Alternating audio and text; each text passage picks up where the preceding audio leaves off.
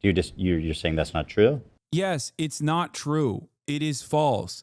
It is objectively a falsehood. What are you saying? Why is nobody in his audience going, yeah, man, I don't think that's correct, actually? Like, is no one Googling anything at this point? What the fuck is happening?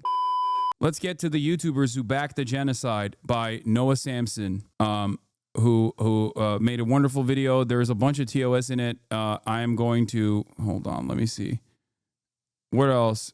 Does anyone have all the TOS notes from the video? Let's get started. And want to help me make more of them and faster, consider joining my Patreon. Thanks. About a month ago, the 6 million subscriber YouTube channel H3H3 Productions released a video called Content Nuke Hasan Piker. In this video, the host, YouTuber Ethan Klein, alleges that the political streamer Hasan Piker is an extremist that supports terrorism and terrorist groups. And over time, I started to learn that my co-host, he really likes terrorists. Promotes anti-Semitism and is radicalizing his viewers to do the same. He accuses Hasan of being a rape denialist and goes on to accuse him of prolonging what he calls the Israel-Palestine conflict with his radical views. This conflict will never end until people realize that Palestinian liberation and Israeli security are not mutually exclusive. You need both, and it can be done, but not while people like Hasan lie, propagandize, and incite hate. It's people like him, ironically,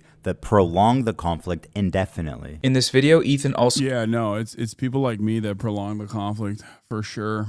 Criticizes Twitch, the platform that Hasan streams on, accusing the company of having a systemic problem of anti-Semitism. He cites the company's open support of Hasan, its sponsorship of a live event that Ethan claims was anti-Semitic. I feel like this is indefensible, blatant, obvious anti-Semitism, and this was greenlit by Twitch to appear on their main stage. And its alleged discrimination against Jews through a recent ban on new account signups from Israel. So I'm going to tip my hand a bit here and say at the outset that this video is quite possibly the worst video I've ever seen. It's plagued with factual errors, misrepresentations, contradictions, and overt pro-Israel Bush-era U.S. State Department propaganda. For a more thorough breakdown of all of this video's problems, I'd recommend the YouTube channel Bad Empanada. He's gone point by point with these and debunked them, many of them months prior to the release of Ethan's video. Hasan himself has also responded to most of these claims also months ago. I will leave these videos linked below in a playlist. Given the existence of these, like, one should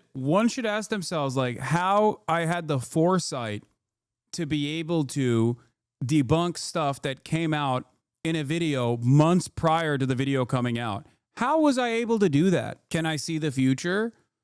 Is that what's going on here? That I'm capable of seeing the future? Like, I knew what the new contents were going to look like? This is a question that has been on my mind. Like, how do defenders of Ethan Klein at this stage not realize that? Did they watch the video addressing? Did they watch the video of mine addressing Ethan Klein's content nuke 3 months or 4 months before the content nuke ever came out? Because if they did, they would recognize that a lot of the stuff that he is pointing to in his content nuke, which I like to call content puke, were addressed already. Did Ethan not know that they were addressed already? Did he do any research on the matter? Does he care about the truth? Does he care about my actual perspective?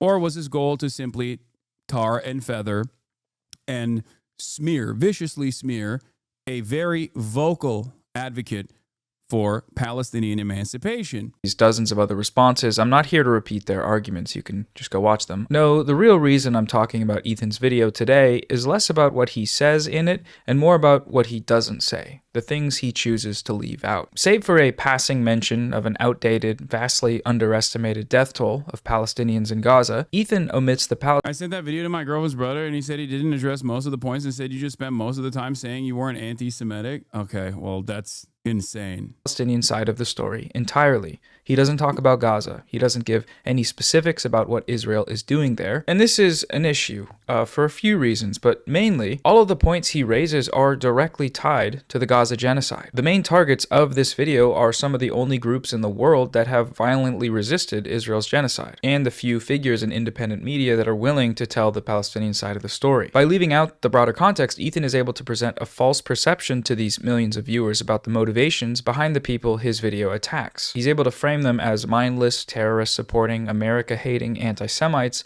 and not what they really are, which is anti-genocide people that are against genocide. Western media manufactures consent for large-scale terror operations across the globe in a number of ways. There are more overt forms like atrocity propaganda. There are also more subtle ways like deceptively framing information, using passive language, and creating false perceptions about conflicts through things like burying the lead and lies by omission. All of these tactics are present in Ethan's video and the wider online smear campaign that motivated it, but it's that last thing that I think does quite a bit of damage, lying by omission. The way Ethan's video is framed seems to imply that Israel's genocide in Gaza is not actually a genocide. He never explicitly uses the term himself, but it's presented as just another thing that's happening in the Middle East that's sad, but ultimately the product of a war. That there are deaths on both sides, and that all we need to have peace is rational dialogue between these two sides. This could not be further from the truth, and to better understand this, we need to talk about Gaza. Thus far, I've been using the term genocide in reference to Israel's actions in Gaza, but it seems like a lot of the people using it on social media here have a general lack of understanding of the gravity of what that term actually means. Genocide isn't just bad thing that's happening where people are dying. No, that's not what it is. It's a Holocaust. The US-Israeli Holocaust. That's what it should be called. Israel is using everything in its power to eradicate Palestinians from the planet. The fact that Israel's actions in Gaza amount to genocide isn't controversial, not among the experts at least. This is the near universal consensus among top human rights groups and humanitarian organizations operating on the ground in Gaza that Israel is committing genocide, countless war crimes, and crimes against humanity. There is the Amnesty International report, a 300-page report that accused Israel of genocide in Gaza. There was the Human Rights Watch report accusing Israel of crimes against humanity and genocide in Gaza, specifically through the intentional deprivation of access to clean drinking water. The United Nations, Euromed Monitor, Doctors Without Borders, the International Committee of the Red Cross, Israeli human rights groups like B'Tselem, various Holocaust scholars, they're all saying the same thing. I get this sucks and he's unhinged, but I'm getting really tired of this constant talk. Like, we all get it. We understand your opinion on this. Why not just go back to ignoring his crazy ass like you're done for months? I want news, not Hasan enemies updates personally. If you think that this video is entirely about my enemies and an update for it, I think you're missing the major point here. Okay? Noah's video is not about drama. Noah's video is about genocide, about an ongoing genocide, and how supposedly quote-unquote independent media outlets, okay, supposedly independent content creators who sometimes masquerade as apolitical or centrist have actually carried water for the continuation of this and have actively diluted their audience by lying or by omitting key details. Okay, the reason why I'm talking about this also is because this current administration is now moving to deport legal permanent residents and students on student visas by using the same exact smears that these supposedly apolitical, centrist, or even liberal pro-Palestinian content creators are using against people like myself. Okay? It's the exact same method that they're using. They're just saying every student that is against genocide, against apartheid, is actually secretly a vicious anti-Semite, and they must be deported from this country. It is directly related to issues that I'm talking about. Last year, the International Court of Justice ruled that the case for Israel's genocide in Gaza is plausible. It was a preliminary hearing, and the final rulings on cases of genocide typically take multiple years, but the ICJ issued several provisional measures to prevent the possibility of a genocide taking place, provisional measures which Israel has failed to follow completely. And then there was, of course, the International Criminal Court, who issued arrest warrants for Israeli Prime Minister Benjamin Netanyahu and former Israeli Defense Minister Yoav Gallant, who are now wanted international war criminals. Towards the start of his video, Ethan mentions a death toll figure of 40,000 Palestinian people. Of course, if you compare the raw numbers, Gazans have lost a lot more than Israelis. 40,000 people have died, and neighborhoods have... 40,000 people have been killed.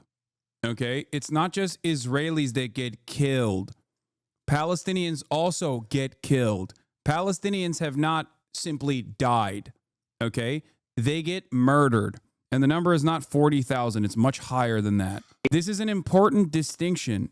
It's not simply just drama, okay? It is an important distinction because this verbiage, utilizing terms such as this, are important to, like, whether the person using that statement is aware of it or not doesn't even matter. Passive language of this sort is an attempt to pacify the audience that's listening.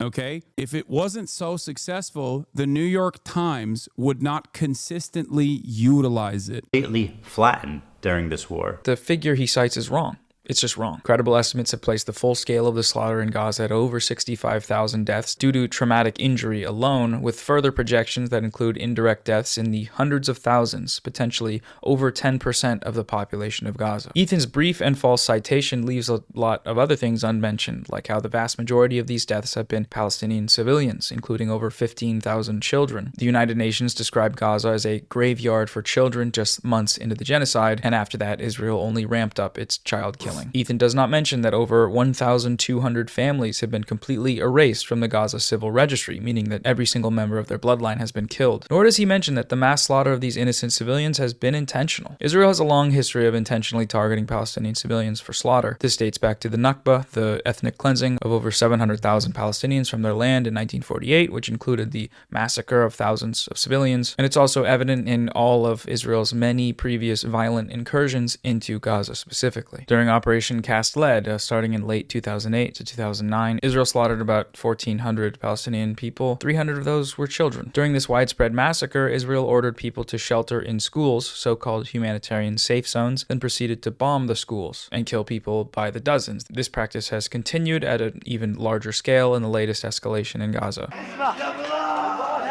Firas, my brother Firas, he screams. The There's pain TOS is here. overwhelming as corpses lie by his feet.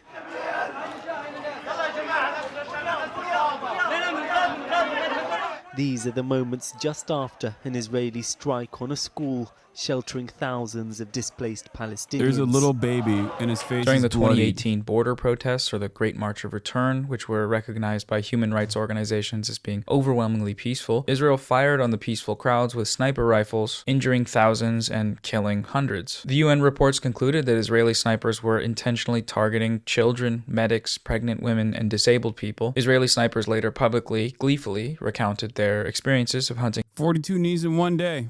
The IDF said, we know exactly where every single bullet landed after this. They tweeted it out. And then when people were like, so you're saying you deliberately kneecapped Palestinian children who were engaging in an act of peaceful protest? They deleted the tweet. Palestinians for sport, bragging about the number of kneecaps they could shatter. This trend has continued in Israel's latest escalation since October 7th to an extreme degree. IDF snipers are intentionally targeting children for execution by shooting them in the skull and in the heart. Healthcare workers have testified to seeing Israeli drones hovering outside of hospitals, picking off children. That's where they're shooting them and injuring them and then circling back to execute them. What I think I found particularly disturbing was that a bomb would drop maybe on a crowded, tented area, and then the drones would come down and...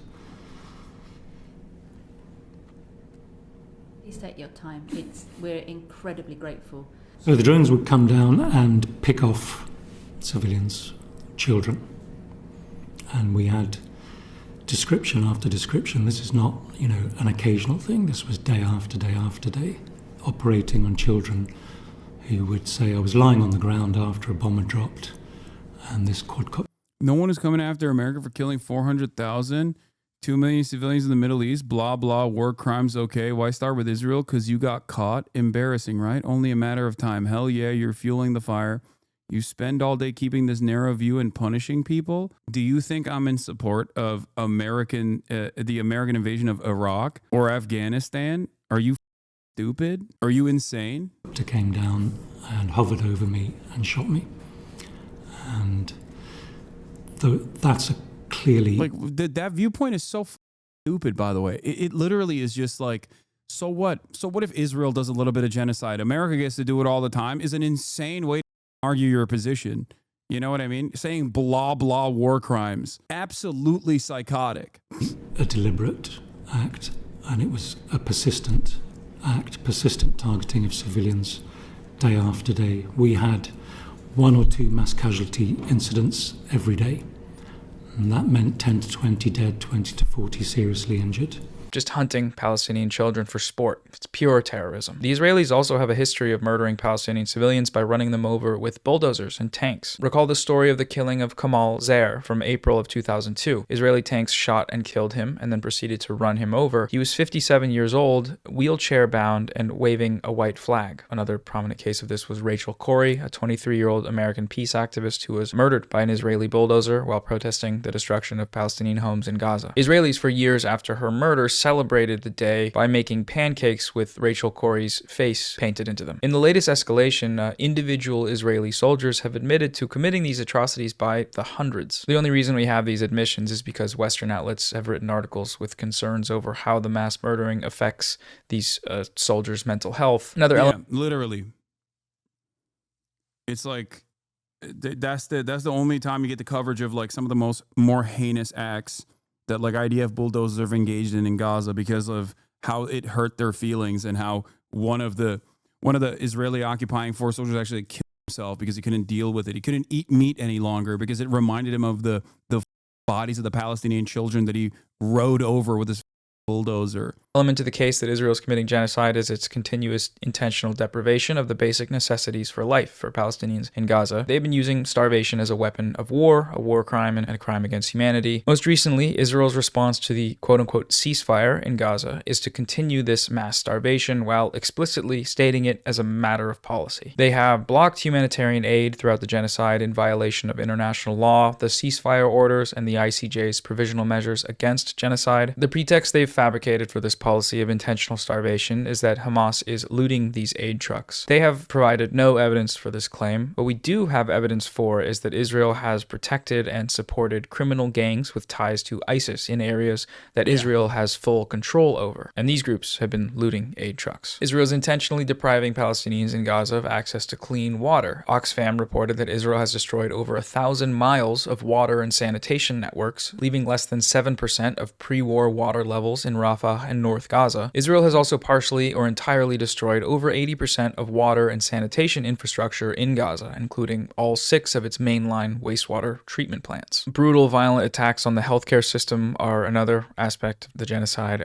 They've damaged or destroyed every single hospital in Gaza and murdered countless medical workers, doctors, nurses, rescue workers, and healthcare staff. They've kidnapped doctors and held them without charge, where they've been tortured. Dr. Adnan al-Bursh, Gaza's leading orthopedic surgeon, was kidnapped by Israeli soldiers, brought to an Israeli prison, and then reportedly raped to death. The latest UN reports have concluded that over 90% of the buildings in Gaza have been severely damaged or completely destroyed. If you watch any of the footage coming out of Gaza, this is made quite clear. Israel's destruction includes every single school, hospital, mosque, cultural center, church, residential areas. Everything has been bombed. It's estimated that it will take a minimum of 15 years to remove the debris and unexploded ordinances from the Gaza Strip. That's just removing it, by the way, not rebuilding. In September, the UN released an estimate that because of Israel's illegal and inhumane blockade around Gaza, which regularly limits the transfer of things like concrete into the Strip, fully rebuilding Gaza will take 350 years. Gaza is about 25 miles long and 5 miles wide. It is one of the most densely populated areas on Earth. It is in this area that Israel has dropped equivalent to that of multiple nuclear weapons. Israel has done this with full knowledge that over half the population of Gaza is children. So no, this isn't just a case where 40,000 people died.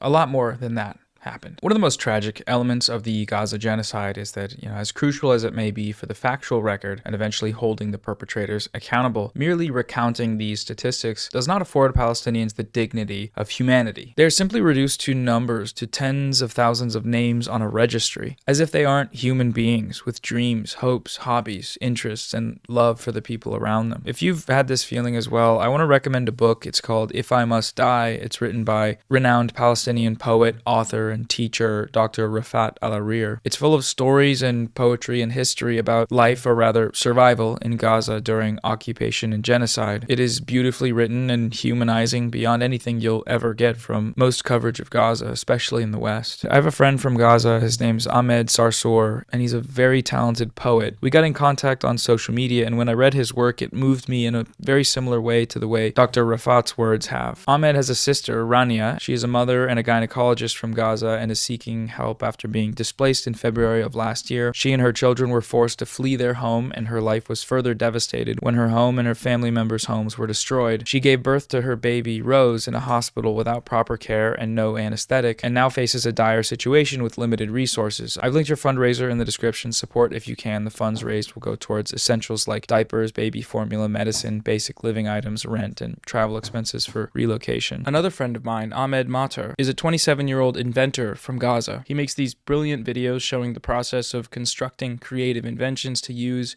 in order to survive in Gaza. After the so-called ceasefire was implemented, Ahmed and his family returned to their home in the north only to find that it had been looted, vandalized, and destroyed by the occupation forces. Support his campaign if you can. I will leave these fundraisers as well as a link to Dr. Al-Arir's book in the description. The book is devastating, though, especially considering the fate of its author. Dr. Rafat was killed by Israel in a targeted assassination in December of 2023. He was killed alongside his brother, Salah, with his son Muhammad and his sister Asma and 3 of her children. This came after having over 30 members of his and his wife's family slaughtered by Israel over the course of their lives. What these numbers also fail to communicate is the weight and depth the effects of this crime has had and will continue to have for generations. To speak only of the children of Gaza, they will forever hold the wounds and trauma caused by Israel's genocide in their minds and hearts. It was reported that when asked, over half of the children in Gaza expressed a desire to die. Many of them already held such wounds, though, of course, but in terms of sheer scale and intensity, what we're seeing now is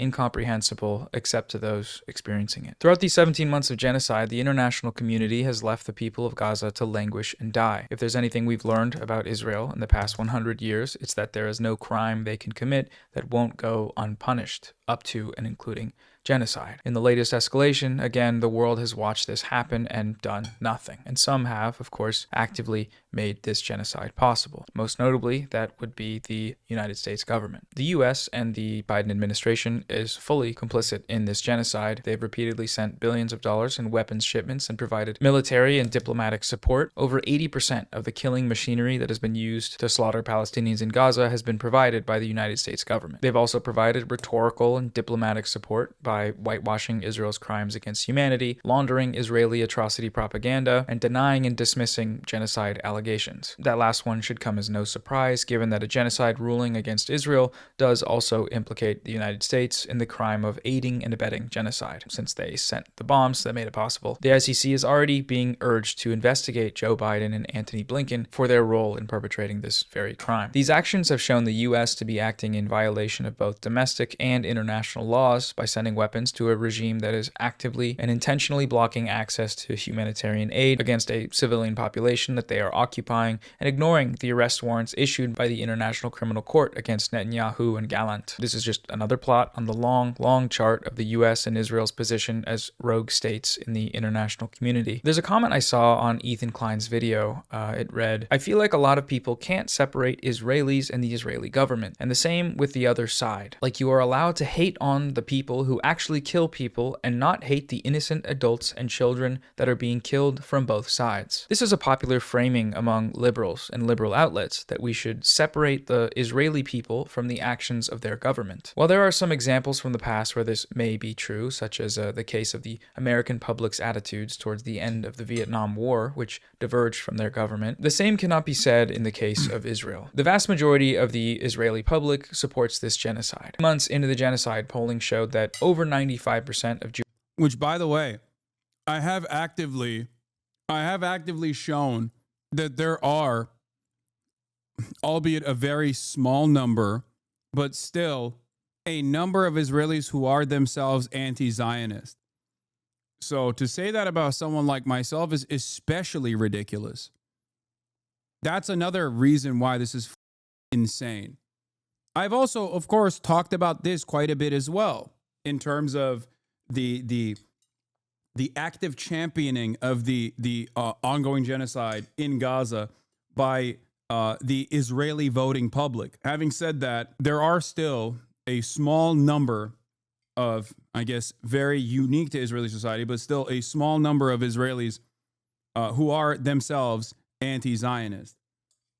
So coming after me with that assertion is even more idiotic. Jewish Israelis supported the IDF's actions, with a majority of those indicating that the IDF was not using enough force in Gaza. The force in question there being, genocide. They wanted more. It wasn't enough, apparently. 17 months later, and nothing has really changed. Just weeks ago, polling indicated that the Trump administration's plan to facilitate the ethnic cleansing of Gazans was supported by over 80% of Israelis. This headline refers to Israelis as a whole, but that 80% support statistic is actually only the perspective of Jewish Israelis. A majority of Palestinians with Israeli citizenship, or Arab Israelis, as the Israeli government tries to call them, considers this ethnic cleansing plan to be immoral. When it comes to Jewish Israelis, however, that number drops to just 3%. This should come as no surprise, given Israel's history. A country that exists on the logic of ethnic supremacy and colonization requires a certain level of dehumanization to keep its inhabitants from collapsing under the weight of the reality of their rotten society. Another way to get a handle on the seemingly ubiquitous genocidal fervor among Israelis is by just talking to them. How many civilians have been killed in Gaza,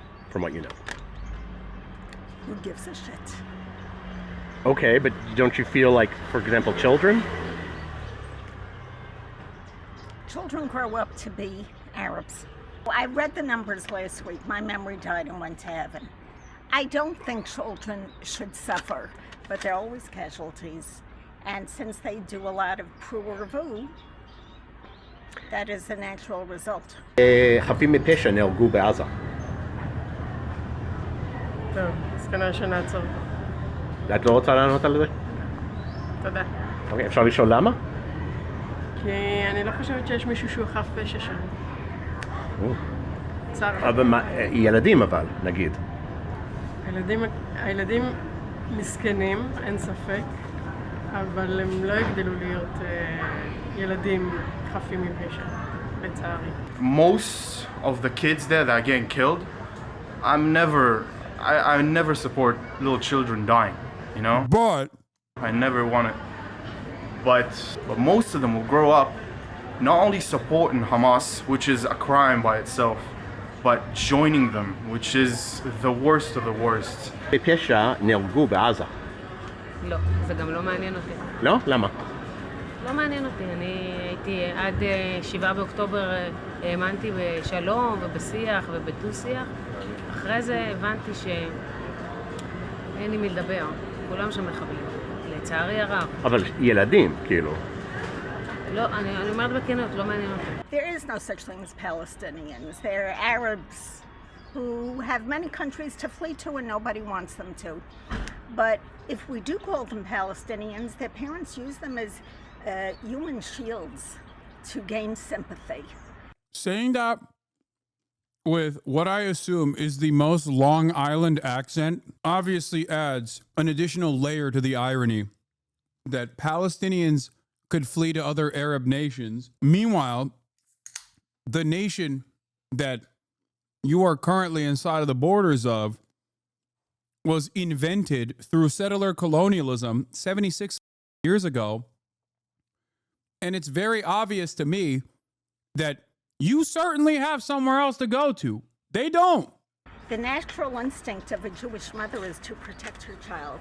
Palestinian women do not have that. These people know that they're on camera and that these remarks will be posted on the internet or shared on the mainstream news. This is normal to them. This is normal in their society, which is a testament to the fact that their society is not normal. It's typically bad form to cite street interviews as being some meaningful indicator of widespread attitudes. But again, with Israel, it's just different. Not just because these attitudes align perfectly with the wider Israeli polling data, but also because it's almost impossible to find anyone in Israel saying anything else. The amount of truly anti-Zionist Israelis living in Israel numbers in the hundreds. This figure is according to anti-Zionist Israelis themselves. They are alone. Everyone around us are completely genocidal maniacs.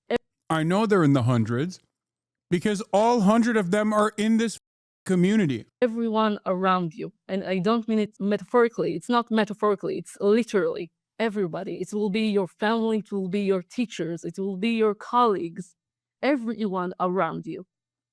So you're alone. Even if we will gather all of those anti-Zionists together from Jerusalem or Tel Aviv or Haifa or whatever, it will not be more than, I don't know, 500? There's no tangible internal opposition within the country. The Israeli left is a myth. This is reflected once more in the openly genocidal sentiment we see on social media from IDF terrorists who have been willingly, gleefully, posting their own war crimes on the internet for everyone to see for... So much so that the Israeli occupying force had to give out a directive to stop posting your war crimes because it's gonna, it's going to cause you to get repercussions from foreign nations when you're visiting. A year and a half. They go into the homes of Palestinians, and they're often clearly staying there, and they just smash them up, and they film themselves smashing them up. They also delight in going through women's underwear drawers, and this is a sort of recurring obsession. You have to see Israeli soldier videos in the context of the broader output of Israeli society. If you gave me a button to just erase Gaza, every single living being in Gaza would no longer be living tomorrow, I would press it in a second. I would press it right now. Give me that button and press it right now. There you go. And I think most Israelis would. There's an Israeli song called This Was My Home. And what they would do is dress up as caricatures of obviously what they perceive Palestinians to be, being sung mockingly to people who no longer have homes. We're not looking at... There's also Arab face. Aside from blackface, which they also do, they do Arab face too. Some sort of obscure subculture within Israeli society. This is mainstream Israeli society. People have been keeping tabs on this. There are a number of archives documenting the names and crimes of these Israeli terrorists. One of the most thorough of these databases was created by a historian, Lee Mordecai. It's called Bearing Witness to the Israel-Gaza War. It is presently over 120 pages long with extremely detailed footnotes. There's that one tweet that's like, hitting translate from Hebrew on Twitter is like discovering a lost page from Mein Kampf. This holds up pretty well. Here, let's try it on this tweet. The survivors of the 2025 Holocaust are proof that every trace of the murderous mutations in Gaza must be erased, from delivery rooms to the last elderly person in Gaza. 100% dead in Gaza. That there is Barashi Kinneret, the host of a mainstream Israeli news channel. One more example that I found particularly striking was the right to protests. A group of Israeli prison guards were placed under investigation after security camera footage leaked showing them gang Palestinian prisoner. The Israeli public reacted in uproar, not because of what they were alleged to have done, but because they were potentially going to be punished for it. Protests were held outside. Yeah, they did a January 6th. Of the prison, attended by top Israeli officials. Mainstream Israeli news channels brought on one of the alleged soldiers for interviews, supporting him and his right to kill Palestinian hostages. Again, this wasn't some extremist fluke. It was reflected in broader polling of the Israeli... Why are we watching this trash? Is that what you just said? Are you okay? Does it hurt your feelings? Dude doesn't know history. This all happened before the murder. Brandon caused the bird flu. I feel like I recognize his name. What is the trash here? Like covering the atrocities that Israel has done. Why are you calling it trash? What's the purpose? Public. According to a poll taken around that time, 65% of Israeli Jews oppose criminal prosecution for soldiers suspected of Palestinian detainees. And 47% of Jewish Israelis answered that Israel does not need to abide by international law and maintain moral values in the war. Simply put, it's a genocidal society, top to bottom. Perhaps the most complicit party to enabling this genocide, aside from the material support of Western governments, is the Western media. As previously mentioned, this support largely takes two forms. The more overt kinds, like spreading misinformation and explicit Israeli state and IDF propaganda, and the other more subtle, yet significantly more frequent and effective, is that of manufacturing consent. Reporting on Palestinians has some clear differences in coverage, language, and framing when compared with other groups. In the first 100 days after Russia's invasion of Ukraine, 262 children were killed. In the first 100 days of Israel's assault on Gaza, more than 10,000 children were killed. The true number is likely much higher. but mentions of child deaths and related terms were 33.4% higher for Ukraine than for Gaza. During this time frame, CNN mentioned child victims of the war 2,446 times for Ukraine versus 2,110 times for Gaza, and MSNBC mentioned child victims of the Ukraine war 1,775 times versus 1,522 times for Gaza. This means that for each child death from Ukraine, children receive the equivalent of 16.1 mentions on air, whereas children in Gaza receive the equivalent of 0.36 mentions. MSNBC did not run a single segment in the first 100 days that focused specifically and exclusively on the plight of children in Gaza. MSNBC ran over a dozen segments focusing specifically on the plight of Ukrainian children during the first 100 days of that conflict. Emotive language was barely ever used to describe the killing of Palestinians. This comes despite the vastly higher death toll over the same period. On CNN and MSNBC, the words war crime and genocide were mentioned 17 times more in the context of Ukraine than in the context of Gaza. Ukrainian victims were labeled as subject to war crimes or genocide 1,790 times compared to just 104 mentions for Palestinians. And we still see this now, obviously. During the hostage exchanges as a result of the latest so-called ceasefire, for example, you may notice that Palestinians detained without charges in Israeli jails, of which there are thousands, they are referred to as prisoners, whereas the IDF soldiers, that is, actual militants that were captured by Hamas on October 7th, are referred to as hostages. One of the greatest tweets of all time that I've ever seen described the capture of an IDF terrorist during October 7th as him being kidnapped from a tank. Kidnapped from a tank. Kidnapped from a tank, dude. Kidnapped from a tank. This is incredible work. New things are happening in linguistics, in the field of language. This poor boy, this poor young boy was kidnapped from a tank. And yes, the person that we banned previously for saying, why are we watching this trash, says that they're Palestinian. It's okay. Stop arguing with that person, okay? I didn't mean to disregard the vid. I just have seen these clips so many times. I guess I shouldn't assume others have. Love how you all think I'm diminishing the suffering of others. Just curious what brought in this particular video, but that's okay. My bad. I'm Palestinian. I would never diminish this at all. Yes, the reason why we're watching this is because it's a new video that came out. Genocide denial and advocacy for genocide takes on many different forms, okay? The obvious forms in mainstream media is something that I've covered quite frequently. Noah Samsen, friend of the show's video, actually features a different side of independent media that also engages in a defense of these sorts of heinous actions. Of course, most of the video, however, given how much the internet and the marketplace is flooded with lies by omission, saying both sides have a lot to both sides have suffered tremendous repercussions and whatnot, because that is what is flooding the marketplace, that the video spends a good deal of time actively, accurately, in great detail explaining a multitude of different war crimes that the Israeli occupying forces engaged in the process of dishing out this genocide on top of the Palestinian civilian population that it holds captive as a belligerent occupier in direct violation of all international rules. Okay? That is the reason why it heavily focuses on the things that Israel is doing, so that people that come into this video thinking, oh, it's another drama video, will actually leave the video with more knowledge. This is incredibly important to do because I suspect that the second half of this video is going to feature how people are failing to mention any number of different things that he just mentioned in an either deliberate attempt to obfuscate or because they're stupid. Is one or the other. Either you are lying by omission because you're a bad person and you're a genocide supporter, or you're just a dumbass. Kidnapped from a tank. Coverage has been focused almost exclusively on the condition of these IDF quote-unquote hostages, rarely making mention of Israel's contribution to their condition, like how they starve out the population of Gaza, which obviously affects all of the people in Gaza, including the Israeli hostages in Gaza, or the fact that they rain airstrikes on them all day, every day for 16 months straight. Is that good for your health? Is that healthy? The same cannot be said of coverage of the Palestinian hostages. Despite emerging from these Israeli jails with clear evidence of extreme physical abuse, images of the Palestinian hostages are rarely, if ever, shown.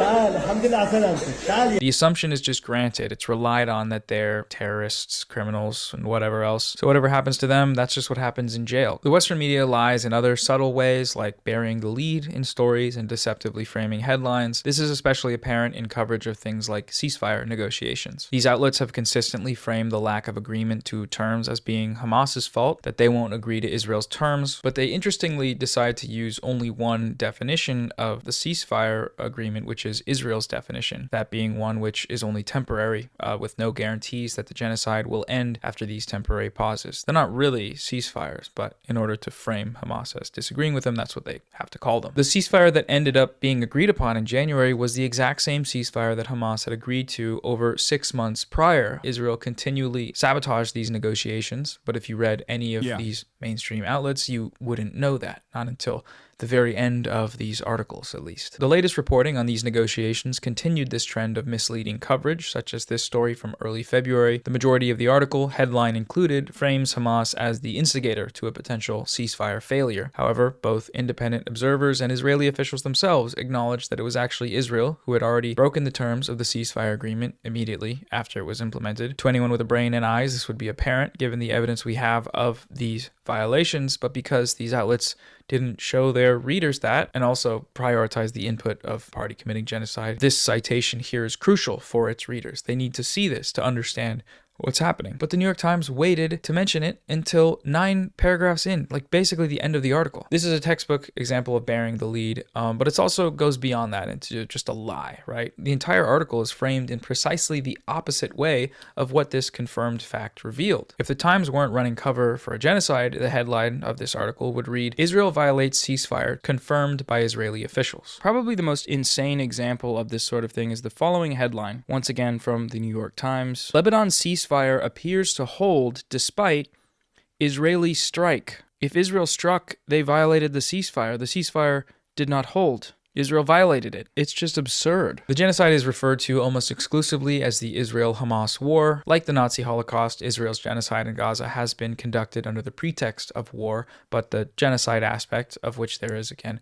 broad consensus has taken place, is omitted from this framing. Every single article that mentions this so-called war should be immediately citing the expert consensus that it really is not just a war, that it's a genocide. That doesn't happen, though. Trump recently made a number of statements explicitly supporting U.S. assistance to the ethnic cleansing of Gaza, including land development by U.S. companies. One tool I found helpful to compare these differences in this sort of coverage is Ground News, who are also the sponsor of today's video. The coverage from right-wing outlets, such as Red State, frames the comments as explicitly positive. Trump and Netanyahu unveiling a bold plan for Gaza and peace. On Ground News, this outlet has a low factuality tag, which means that they often omit key details. Some liberal to left-leaning outlets like New York Magazine, an outlet with a high factuality label indicating they typically rely on well-researched reporting, did explicitly call Trump's proposed plan a case of ethnic cleansing. Other left-leaning outlets centered the extreme nature of his language in the headlines, such as The Intercept, with an article titled "Trump, the U.S. will take over the Gaza Strip," or the proposed plan's effect on Palestinians, like Middle East Eye, with their article headlined "We'll Own It. Trump wants to make Gaza a holiday hub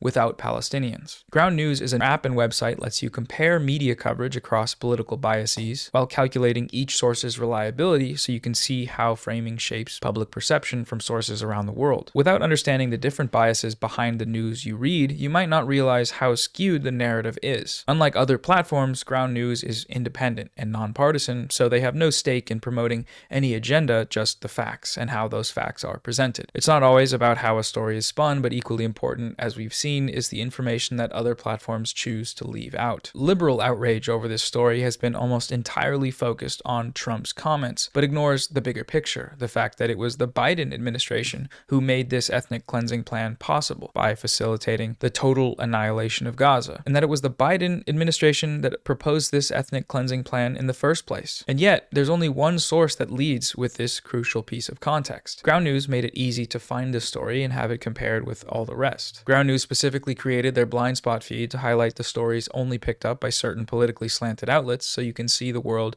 as it is, not through the partisan narratives these outlets want you to. These are just a few of the ways that Ground News helps me research stories, stay informed, and understand the way information is being presented is just as important as the information itself. I highly recommend checking it out. For a limited time, you can get the same all-access Vantage plan I use for 40% off. It's just $5 a month for a platform that actually encourages you to think for yourself. Go to ground.news/Noah or scan this QR code to sign up today. Thanks again to Ground News for supporting the channel. Now let's get back to the video. When Israelis and top Israeli officials participated in the right to protests we talked about earlier, protesting the Israeli right to and murder Palestinian hostages. These events were summarized by the New York Times as unrest. They were framed around the protests' effect on the party that just unrest that was doing the protest. That is, again, the right to protest, and not on the fact that Israeli guards raped a Palestinian hostage. It was captured on video, and that the case was clear-cut enough that they actually called for an investigation for once, unlike 99% of previous cases of the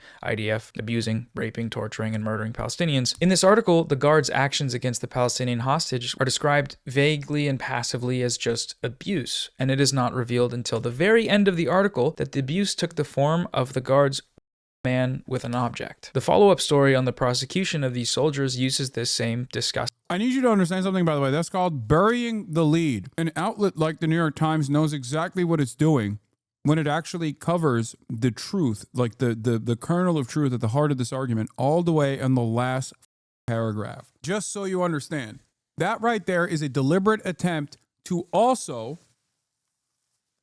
misinform the public. There's no other type of story. Like, if it's a bit of a annoying cliche to say this, but like, if there was a pro riot in Russia, do you think the New York Times would cover it with those terms? Russians in annexed territory were actively they're Ukrainian prisoners, and then the Russian government was like, oh, in the interest of avoiding war crimes investigations by an international authority, we must use the principle of complementarity as a deflecting mechanism, as a shield, right?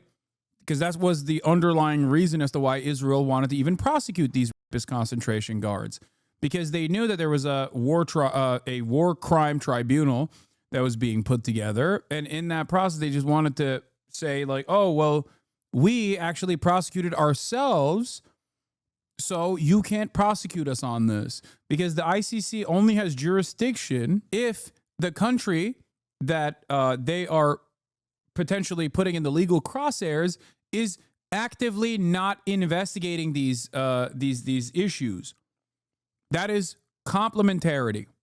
The ICC does not have jurisdiction if the country can maintain its democratic maintaining its aesthetic aesthetic democratic process, okay? Because then they could just simply say, no, we actually did prosecute ourselves. You're wrong. You don't need to prosecute us. But Israeli society did not allow that to happen either. Framing with an object is whitewashed in the headline and most of the article as simply just being abuse. This is yet another case of the framing of false neutrality, as this quote-unquote divide between the Israeli right and the Israeli left in this article doesn't actually exist. In reality, all that divide means is that the Israeli right are pro and murder of Palestinian detainees, and the Israeli left thinks it makes their country look bad. There's no real debate going on here. A personal favorite of mine for its sheer absurdity was an article from the New York Times called "It Can Be Lonely to Have Middle-of-the-Road Opinions on the Middle East," which focused on college students that were seeking space for nuanced perspectives on the Israel-Hamas war. The perspective presented in this article is one-sided. They talk about extremism in student movements, but the only example they give for this point is that of the extremist Palestinian activists. The New York Times calls it a war with no reference to the numerous credible allegations of genocide. It's harder to justify having a conversation about nuanced opinions of genocide, so they just call it a war. There's no nuance in genocide. There's nothing progressive about genocide. This tendency to falsely frame a genocide with neutrality will often slip into outright endorsement. Recall Israel's pager terrorist attack in Lebanon when they detonated over 1,000 pagers rigged with explosive. This was a widespread mass terrorist attack that indiscriminately targeted civilians and left hundreds dead and permanently injured and disfigured, including a number of children. أول شيء أنا كنت إنه قاعد عم بلعب على التليفون وهي إنه فجرت الساعة 3 إنه قبل ما أنا أحملها عم بلعب على التليفون هيك صارت ترن غريبة أنا إنه قمت حملتها حطيت لي ايرور وسهم إنه عشان أكبس أوكي والضوء صار يغبش على الآخر يعني عشان نقربها على عيوننا أنا قربت عشان نشوف شو فيه بس فقعت ما عرفت شيء. Among those murdered was Fatima Abdullah, a 9-year-old girl. At her funeral, as well as other funerals with large crowds of people, Israel detonated more of these explosives.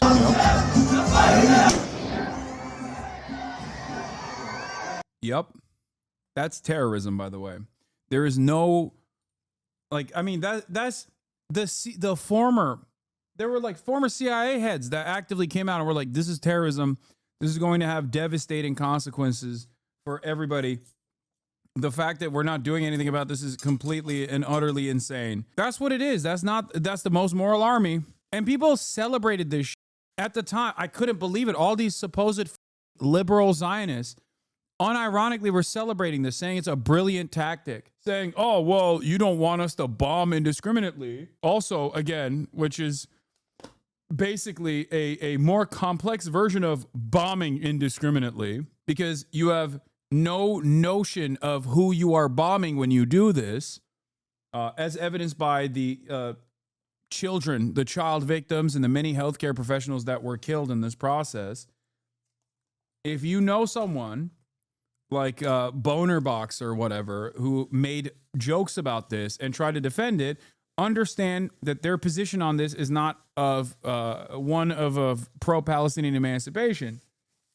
They're just actively trying to defend Israel to the best of their ability and probably not doing a very good job at it because it's virtually impossible to defend Israel if you have access to all of the information. Bro, are you trying to make up for October 7th? What? Make up for October 7th?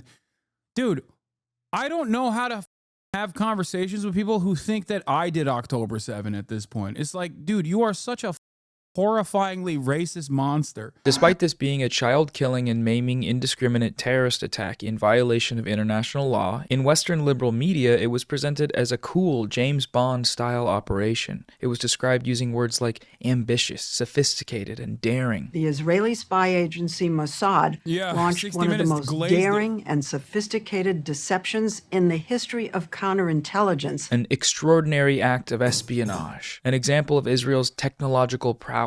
According to the New York Times, the attack restored the aura of Israel's intelligence agencies. Before covering the attack, these outlets always, of course, make sure to mention Hezbollah's U.S. designation as a terrorist organization. Don't worry, guys. They were just terrorists. Nothing to see here. We got the bad guys. They were bad. We are good. Mission accomplished. And of course, as we've touched on a couple times, lying by omission. That's another thing. With every previous example, you see it. The Israeli hostages receive wall-to-wall coverage with no mention of the fact that the majority of the deaths of these hostages were a product of the Israeli military through airstrikes or firing on hostages while they were waving white flags, or that on October 7th, Israel issued the Hannibal Directive, killing likely many hundreds of its own civilians as a matter of official policy. One of the really effective propaganda strategies that results from these lies by omissions comes in the case of genocide allegations. Western outlets rarely, if ever, actually mention the numerous allegations of genocide levied against Israel. The few times that they do, they're often brief, unspecific, and accompanied with equivocation or lengthy citations of Israel's defense against the allegations. When the New York Times covered the Amnesty International genocide report, the subheading immediately backtracks into running cover for Israel. Israel rejected the charge, the first of its kind by a major human rights organization, saying it was based on lies. The Times went on to spend more of the article sharing the IDF's defense against the allegations than any of the findings from the actual report. Amnesty International gave us 300 pages of facts about genocide.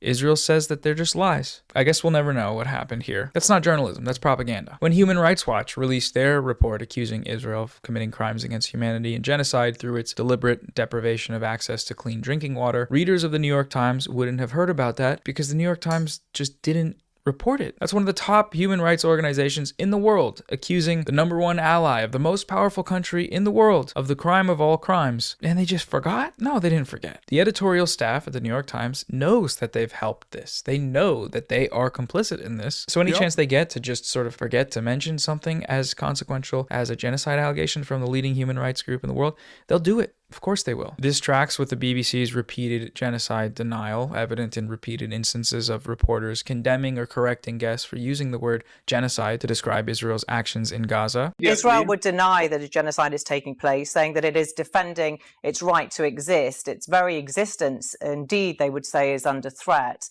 So there are obviously two sides to this. This whole issue of right of self-determination. Yeah, you know who else would say that? Nazi Germany. And they did. That's precisely what Nazi Germany also did. You know, while they were doing the Holocaust, that's what they were saying, was that they were restoring the glory of creating a homeland for the folkish Germans. It was complete and utter bullshit then, and it's complete and utter bullshit now when Israel says it while they're doing a genocide. Self-defense has allowed Israel to inflict the mass murder and mass destruction, what the ICJ now describe as plausible genocide. This is not an act of you know what I'm going to have to say. I'm going to say Israel denies that. They say that they were in pursuit of Hamas terrorists who hid behind their own people. Like, what a silly, cowardly way to get out of this conversation. I'm going to have to say it. I'm sorry. Oh, got it. Okay. Sick. This is a genocide happening in front of our eyes. We have, that word is, as you know, incredibly emotive, and the Israelis, as you know, will be saying that they are targeting Hamas only, that they don't target civilians. Well, that's simply not the truth, unfortunately. Planned, incursions. Yes, but it's not the truth, unfortunately. Civilians are dying. Civilians are dying, and the way that the bombs are getting dropped, I don't believe are in a targeted way. Nothing from what I'm hearing on the ground suggests that the bombs have been dropped in a targeted way. Our social media manager, all 5 houses around him got blown up. They estimate 100 people were killed in them. Yesterday, his house was the last one remaining in the neighborhood. They leveled an entire neighborhood. Thank you very much. And I do need to make that qualification, of course, that it is always denied by the Israelis that genocide is taking place. They say these are strategic planned strikes in Gaza and that they are targeting the militant group Hamas. But I'm here to let the world know that that's not the case. Kareem, you've been able to have your say. This is what the Israelis will always say in response to that. This effort to whitewash and run cover for the genocide has been intentional, of course, and we have the proof. It's been confirmed with direct evidence and testimony, with internal newsroom memos from not only the BBC, but the New York Times as well. And the last thing to talk about is just atrocity propaganda. One of the primary justifications for the genocide in Gaza is that members of Hamas are not just militants, but that they are monsters, pure evil motivated by nothing more than the sadistic hatred of Jews. This narrative has been fueled by... This, by the way, is a classic colonial propaganda tool. Okay? Wherever a colonial power has interest in domination, they will say their enemies are barbaric monsters who do not value human life. While they engage in atrocities that are infinitely more barbaric than anything they claim their enemies are doing. Is precisely what Israel did with the war porn and the atrocity narratives that they greatly highlighted. There were atrocities that took place on October 7, make no mistake, but the claim without any evidence whatsoever that the Hamas were savages that were simply interested in kidnapping people exclusively because of anti-Semitic purpose or to do to them. No evidence whatsoever has come out. That was deliberate. That right there was 100%. That right there was 100% atrocity propaganda, specifically the 40 beheaded babies. The fact that Joe Biden came out and said that he saw personally a beheaded child, that he months later continued and said that, along with the lies, and said that he knew that babies were lit on fire with kerosene. Bullshit. The only evidence for sexual assault came from one victim, sorry, and that was not on October 7. It was a hostage That's it. And it's completely unacceptable. It is completely unacceptable that that happened. Okay? Make no mistake. Having said that, this does not justify genocide. A statement that I mentioned time and time again. If you think that rape, even if it's occurred like by the dozens, by the thousands, if you think that it's appropriate to genocide an entire population for that, you are a monster. This is not how you deal with acts of violence against victims, okay? This is precisely the reason why I don't advocate to nuke Israel, despite the fact that they have been Palestinians to death in concentration camps. That would be insane if I advocated for that. So ask people where they're getting this information from when they say mass took place, mass in the hands of Hamas took place. Where is this information coming from? Because the reality of the matter is Israel refused to cooperate with international auditors and international investigators after October 7. They refused. They refused to offer justice to the victims of October 7. Just so you understand, that's what's so annoying about this. There was never any evidence whatsoever that there was purposefully directed mass rape that were directed by Hamas. Not even a fraction. There were no 40 beheaded babies. There were no babies placed in ovens. None of that.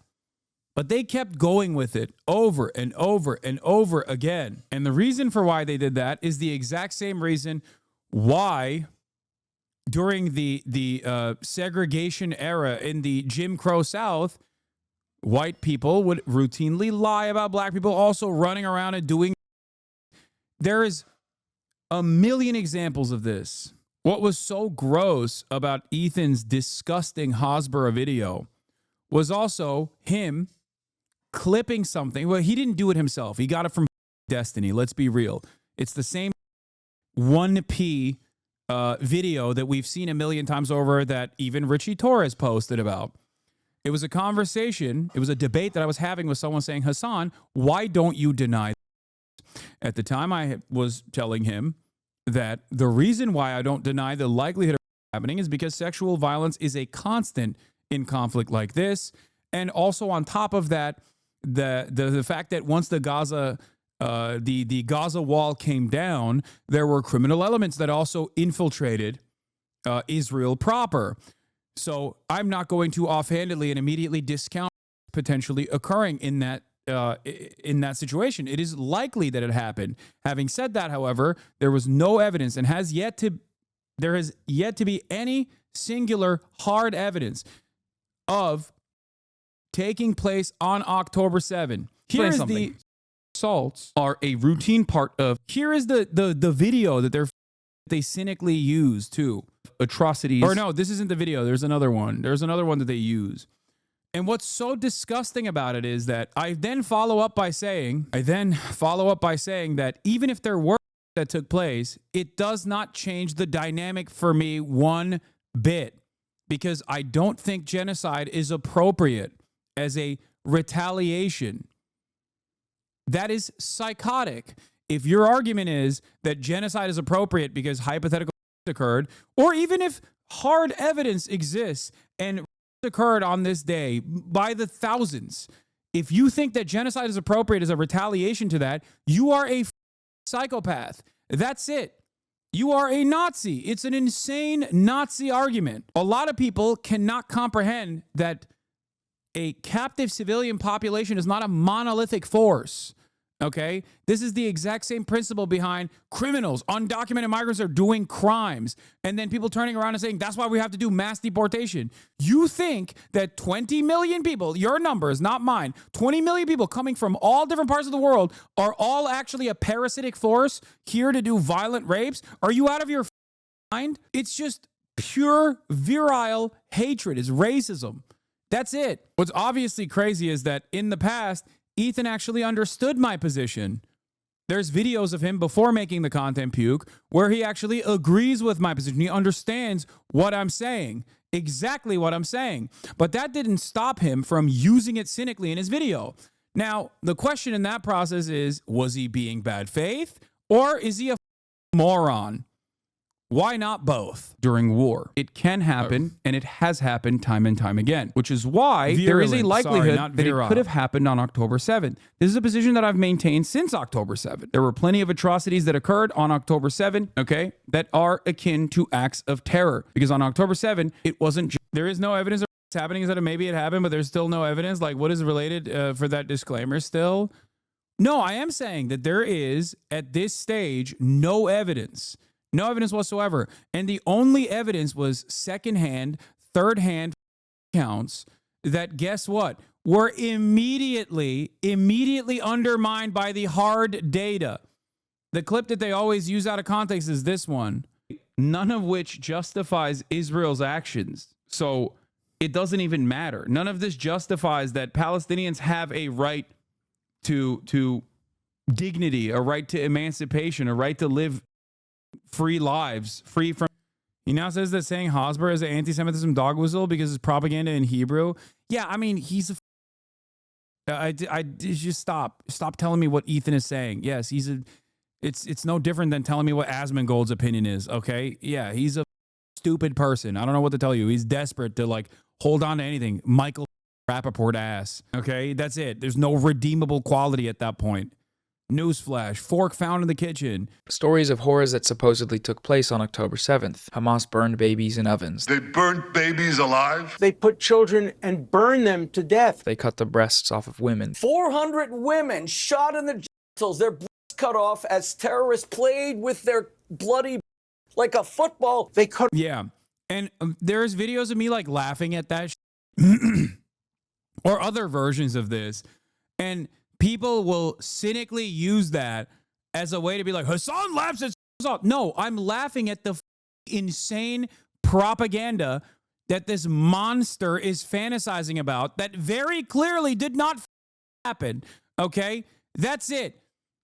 Because what he's doing, what Rabbi Shmuley is doing there in the background of an ongoing genocide is imagining psychotic things, okay, hallucinating things that didn't happen, and then using that hallucination, getting mad about his own hallucination, getting mad at his own imagination to justify a genocide. It is insane. Breasts of women and throw them around. They beheaded 40 babies. I never really thought that I would see and have confirmed pictures of terrorists beheading children. They behead children. They cut the fetus out of the womb of a pregnant woman. They committed a campaign of systematized mass. There is no justification for collective.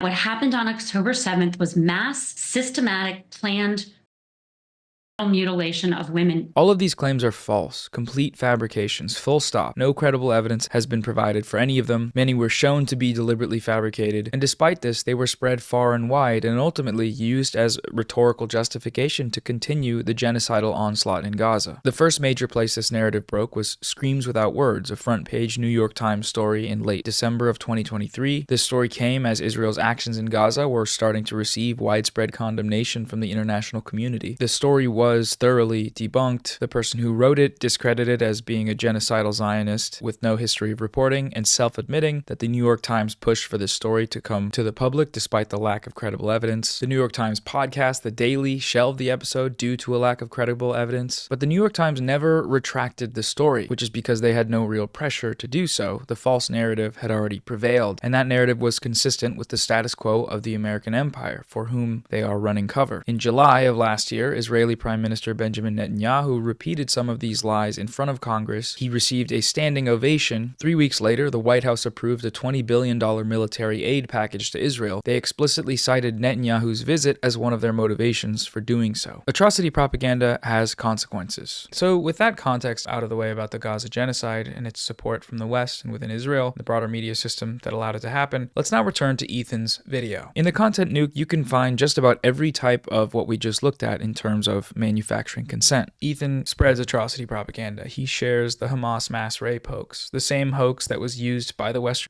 Yeah, not only does he do that, but then he also he's calling you a terrorist on live again. yeah, dude, none of that is going to make people look at him like a normal human being, okay? Everyone can see what the is going on.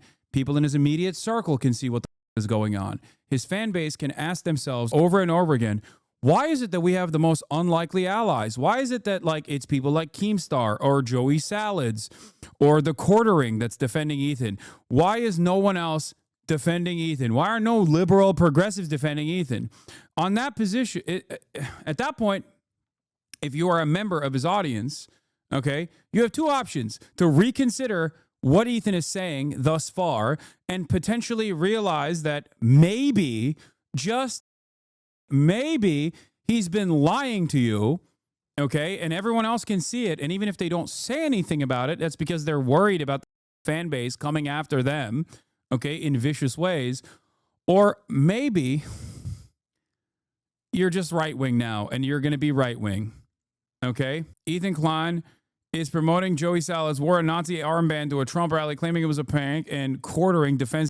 Ethan Klein wants to deplatform pro-Palestinians who are not anti-Semitic on the basis of being anti-Semitic, falsely claiming that they're anti-Semitic, while simultaneously hyping up actual anti-Semites. And at no point does anybody go in his fan base go, hold up. Why is it that it's like Asmongold, Destiny, Dan Saltman, Destiny's second in command, Elon Musk, all of these people that are seemingly on his side, Joey Salads, Quartering, Keemstar, why is it that it is people like this that are defending Ethan Klein? Perhaps we might be on the wrong side of this. There's never been a moment where I've defended the likes of the obvious Holocaust denier, anti-Semite, what's his face from Fresh and Fit, the federal agent one, okay? I'm not running around cozying up dipshits like this because I think it's heinous.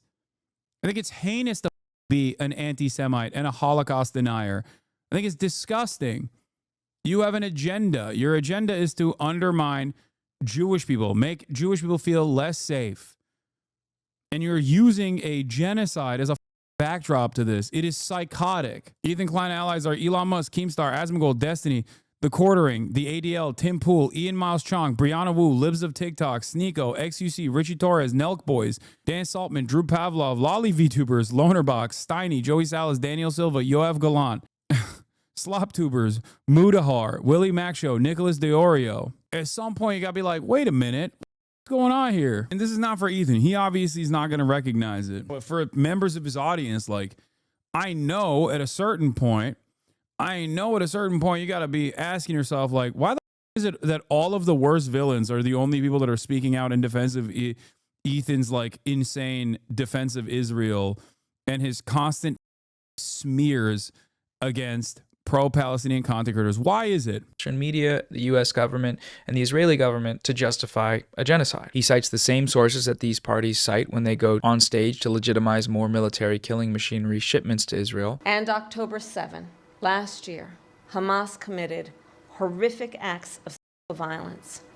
Cheryl, I thank you for all your work to bring to light the horrors of this issue and for your film about what happened on October 7. In his video, Ethan spreads overt misinformation, just straight up lies about Hezbollah and Ansar Allah or the... Yeah, he said that every single person that died in the civil war in Syria was through bombing campaigns that Hezbollah had, implying that Hezbollah actually had like fighter jets that were dropping bombs on Syria. Like they killed everybody in Syria. That was all Hezbollah. What a psychotic, like what, you didn't even scratch the surface. Like you didn't even dignify your audience with like basic information. That's insane. Like how do you put that out there after months and months of like putting together a video? He did it today too, and AB fact checked them. AB disputed Ethan Klein's claim that Hezbollah has killed far more Muslims than the IDF. Ethan won't believe it. He claims he's done extensive research and Hezbollah killed 500,000 Syrians. I'm not trying to have a back and forth, but I think it's fair to say the IDF has definitely killed more than Hezbollah. I mean, if you want to hold on. You think the IDF killed more Muslims than Hezbollah? Are you talking about who you think is responsible, or just killed in general? as a group. I thought you said. I said Hezbollah has killed a more load of Arabs than IDF has. You're saying that's not true? Yes, it's not true. It is false. It is objectively a falsehood. What are you saying? Why is nobody in his audience going, yeah, man, I don't think that's correct, actually?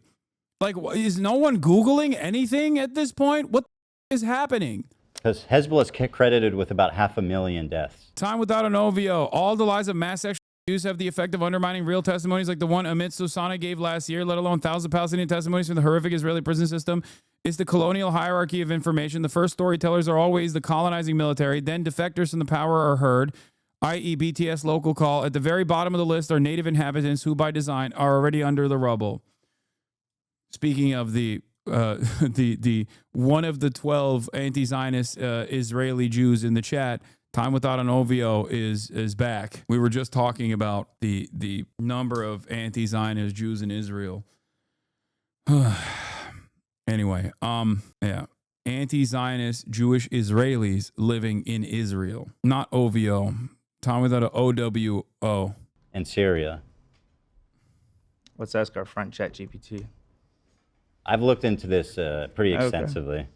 Hezbollah is significantly. Yeah. No, totally. Are you reading something contradictory, AB? Yeah, I mean, ChatGPT says overall, due to the scale of frequency of IDF operations over decades, they have likely caused more Muslim casualties than. Like, what are we talking about? It's not even a likelihood. What do they mean? You can't attribute the entirety of the death toll of the Syrian civil war to Hezbollah. What the hell? What are you talking about? They had Russian air forces bombing cities, dude. What are you talking about? Do you think Hezbollah has airplanes? Hezbollah. No shot. Hold on. What was the question you asked it? Hezbollah versus IDF, who has killed more Muslims? Ask if it's including the Syrian civil war. I mean, that makes no sense. I've literally fact-checked this 1,000,000 times. No, he hasn't. There is 0% chance he's fact-checked this. As a matter of fact, people have fact-checked his statement. People have fact-checked his statement, like Bad Empanada fact-checked his statement. There is 0% chance that he has not encountered a single person, even on accident. I have fact-checked his statements. I fact-checked his statements while he was covering me live, as a matter of fact. So there is no world in which he is completely oblivious to this reality, okay? There is no way. He has to be omitting this detail deliberately. I feel like. I mean, they both suck. They're both fucking terrible. No, what do you mean? They both suck is like such a cop-out. Ethan made a erroneous claim. He made a ridiculous claim. He said Hezbollah has killed more Muslims than the IDF. This claim is untrue. It is categorically untrue. Okay? You can't turn around and be like, oh, both sides are pretty think. That's ridiculous. That's Yep. That's that, you know. Killing is horrible. It doesn't really matter. What do you mean it doesn't matter? Of course it matters. You can't say it doesn't matter. Yeah, once you realize that you're wrong, you're like, oh, okay. He used this table as evidence in his video, and literally at the top, it says all the following totals include civilians, rebels, and government forces at the top. How is anybody not reading this if they're progressive? How is anybody not seeing the real problem is black on black violence that nobody talks about? Because that's what he's doing here. He's literally going, nobody talks about black on black violence, by the way. Like, that's it. That's what he's doing. But instead, he's like, oh, but it's Muslim on Muslim violence. That's the real problem here. Oh, my God. Let's see. Yeah, I mean, if we trust ChatGPT on this one, I don't know. It says that since 1984 IDF, the number ranges from approximately 91,000. It's funny they use ChatGPT as a true source. If they just type, is Hasan Piker anti-Semitic? ChatGPT says, I'm not aware of any credible evidence or consensus among reputable sources indicating that Hasan Piker is anti-Semitic. In Piker's case, he has consistently repudiated anti-Semitism and hate speech in general. Yeah. Hezbollah involvement in the civil war has been substantial since the beginning of the armed insurgency phase. God, the Syrian civil war is so insane in terms of like the belligerents. Jesus Christ. It's wild because like with the exception of a couple militancies, almost all of it is either directly or indirectly funded by the United States of America, either by way of Turkey and NATO training and NATO forces, or directly funded by America, by the CIA. He checked it a million times. He knows Hasan is anti-Semitic. Yeah. Wait, hold on. Let me video. How does this end? To over 115. Well, listen. Yeah, and Hezbollah in Syria alone killed double that much. What? Oh, did he button? No. Well, listen.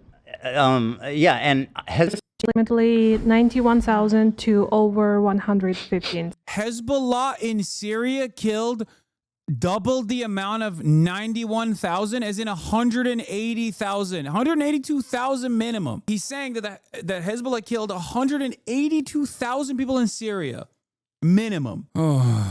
What Ethan means by research and fact-checking is that he saw the false talking point on Destiny subreddit, then took a screenshot of the wiki page on the Syrian civil war. It's difficult to believe that a grown man can be this invested in a subject he knows nothing about. You'd think if you're going to spend this much time talking about something, then you would at least do some basic research. Ethan has been fact-checked many times on this false understanding of the Syrian civil war casualties, but he still very confidently repeats this nonsense. It's so important. It is also important to note that for many who don't know, there were many factions fighting in Syria, and many were part of ISIS or adjacent groups.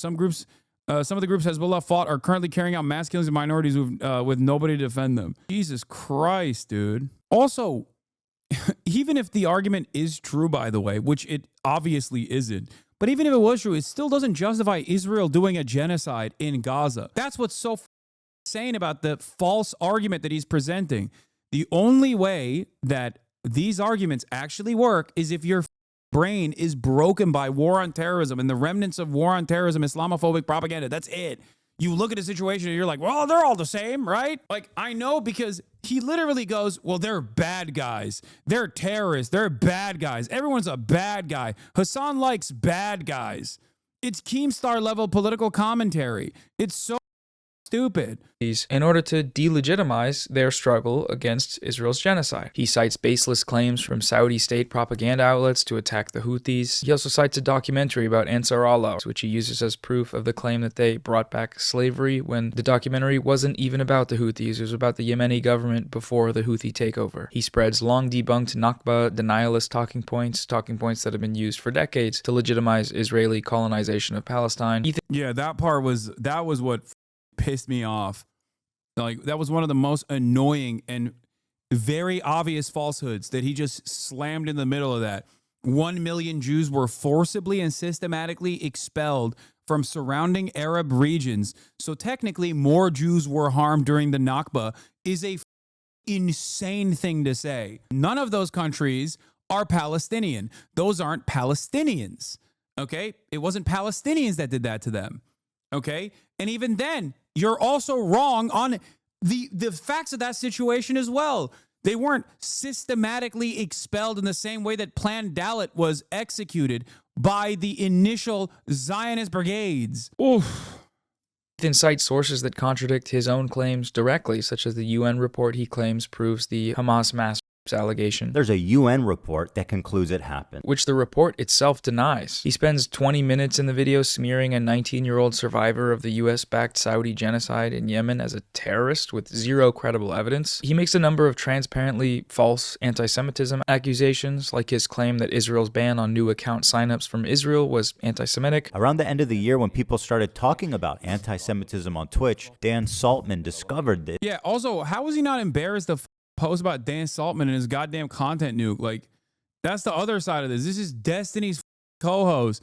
Like, he literally took, he most likely deleted a lot of Destiny mentions from his content nuke. I suspect that's why it got pushed back another week after it came out that Destiny was filming people, sometimes with consent and sometimes without consent, when he was engaging in sexual acts with them, and then unconsensually distributing that material to other people that he was trying to, which is a gross thing that he was doing.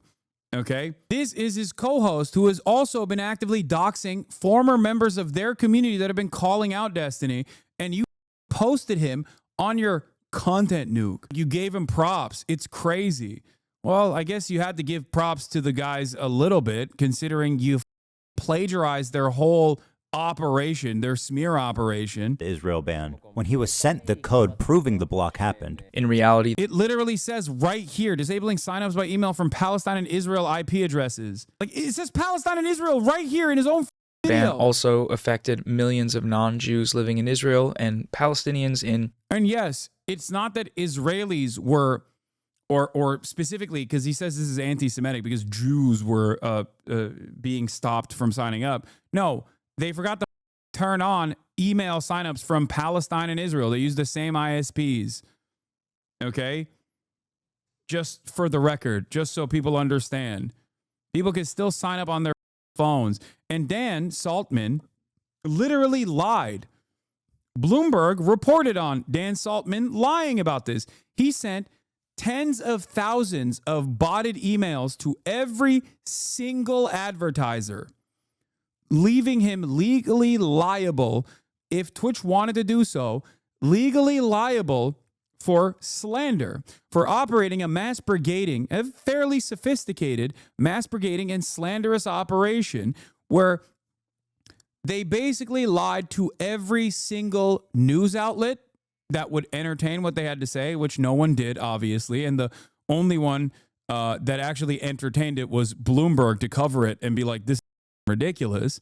But they lied. They said falsely, which they recognize after the fact. There's video evidence of this as well, where Twitch had purposefully blocked Israelis or suspended Israeli accounts, blocked them from joining the platform. Palestine, as shown in the evidence he himself cites. The IP ban went into effect in both. Like all these Western liberal outlets. Like, there's a video of him. Where is it? Someone sent me the clip. There's a video of Dan Saltman and Destiny talking side by side about how, like, the Bloomberg reporting. Also, the fact that he has me playing Marvel Rivals in the background is so funny. It's just so obsessed. It's so obsessed. It's so wrong. I just don't. I don't know. It's just it's frustrating. Oh, here. Yeah, this is the one. And that I've never said this. Okay. You're sure that your emails don't have the... Yes. You sure? Yes. The emails accused Twitch of suspending all Israeli accounts for a year, a claim the company debunked on a recent post on X. Dan claims he never said that. Then they went back and realized that they had sent tens of thousands of emails to advertisers, to the dumbasses like Richie Torres and everybody else, that Twitch had suspended all Israeli accounts for a year. This was a lie. Here is Dan Saltman and Destiny figuring out that it was a lie. Let's take a look. You can go to the site and click the button. It's been the same. Why would I ever say that they suspended Israeli users? I know that's not true. No one would ever say that. So what they're saying right here, I feel like it's just slander, right? Well, no, libel. Libel is written. I've never said this, and they're saying that I have said this. You're furiously tapping over there. I'm just checking the email. Double checking. I did. Listen, I sent an email to the editor, and I said I demanded a retraction or a correction on it. If they don't, I will sue them. Oh, no, wait, hold on. What's that? Chicken Big Mac. Forget it. Delete this part of the VOD. Okay. Why? Because it's your dumb email does say that. No way. Even more troubling, Twitch previously suspended all Israeli accounts for a year without public acknowledgement or explanation. Suspended creation. All right, well, never mind then. The level of research that these guys put into their slander operations are obviously minimal, right? They're not particularly intelligent people. They have created a sophisticated network of mass slander, mass botting, things of that nature. But what is really interesting about it is that you don't have to have a particularly sophisticated or a real interest in, like, actually manipulating the truth in a way that suits your purpose. You could just straight up lie like this, okay? And media outlets will go long and hard to try and verify those claims, find out that they're not correct at all.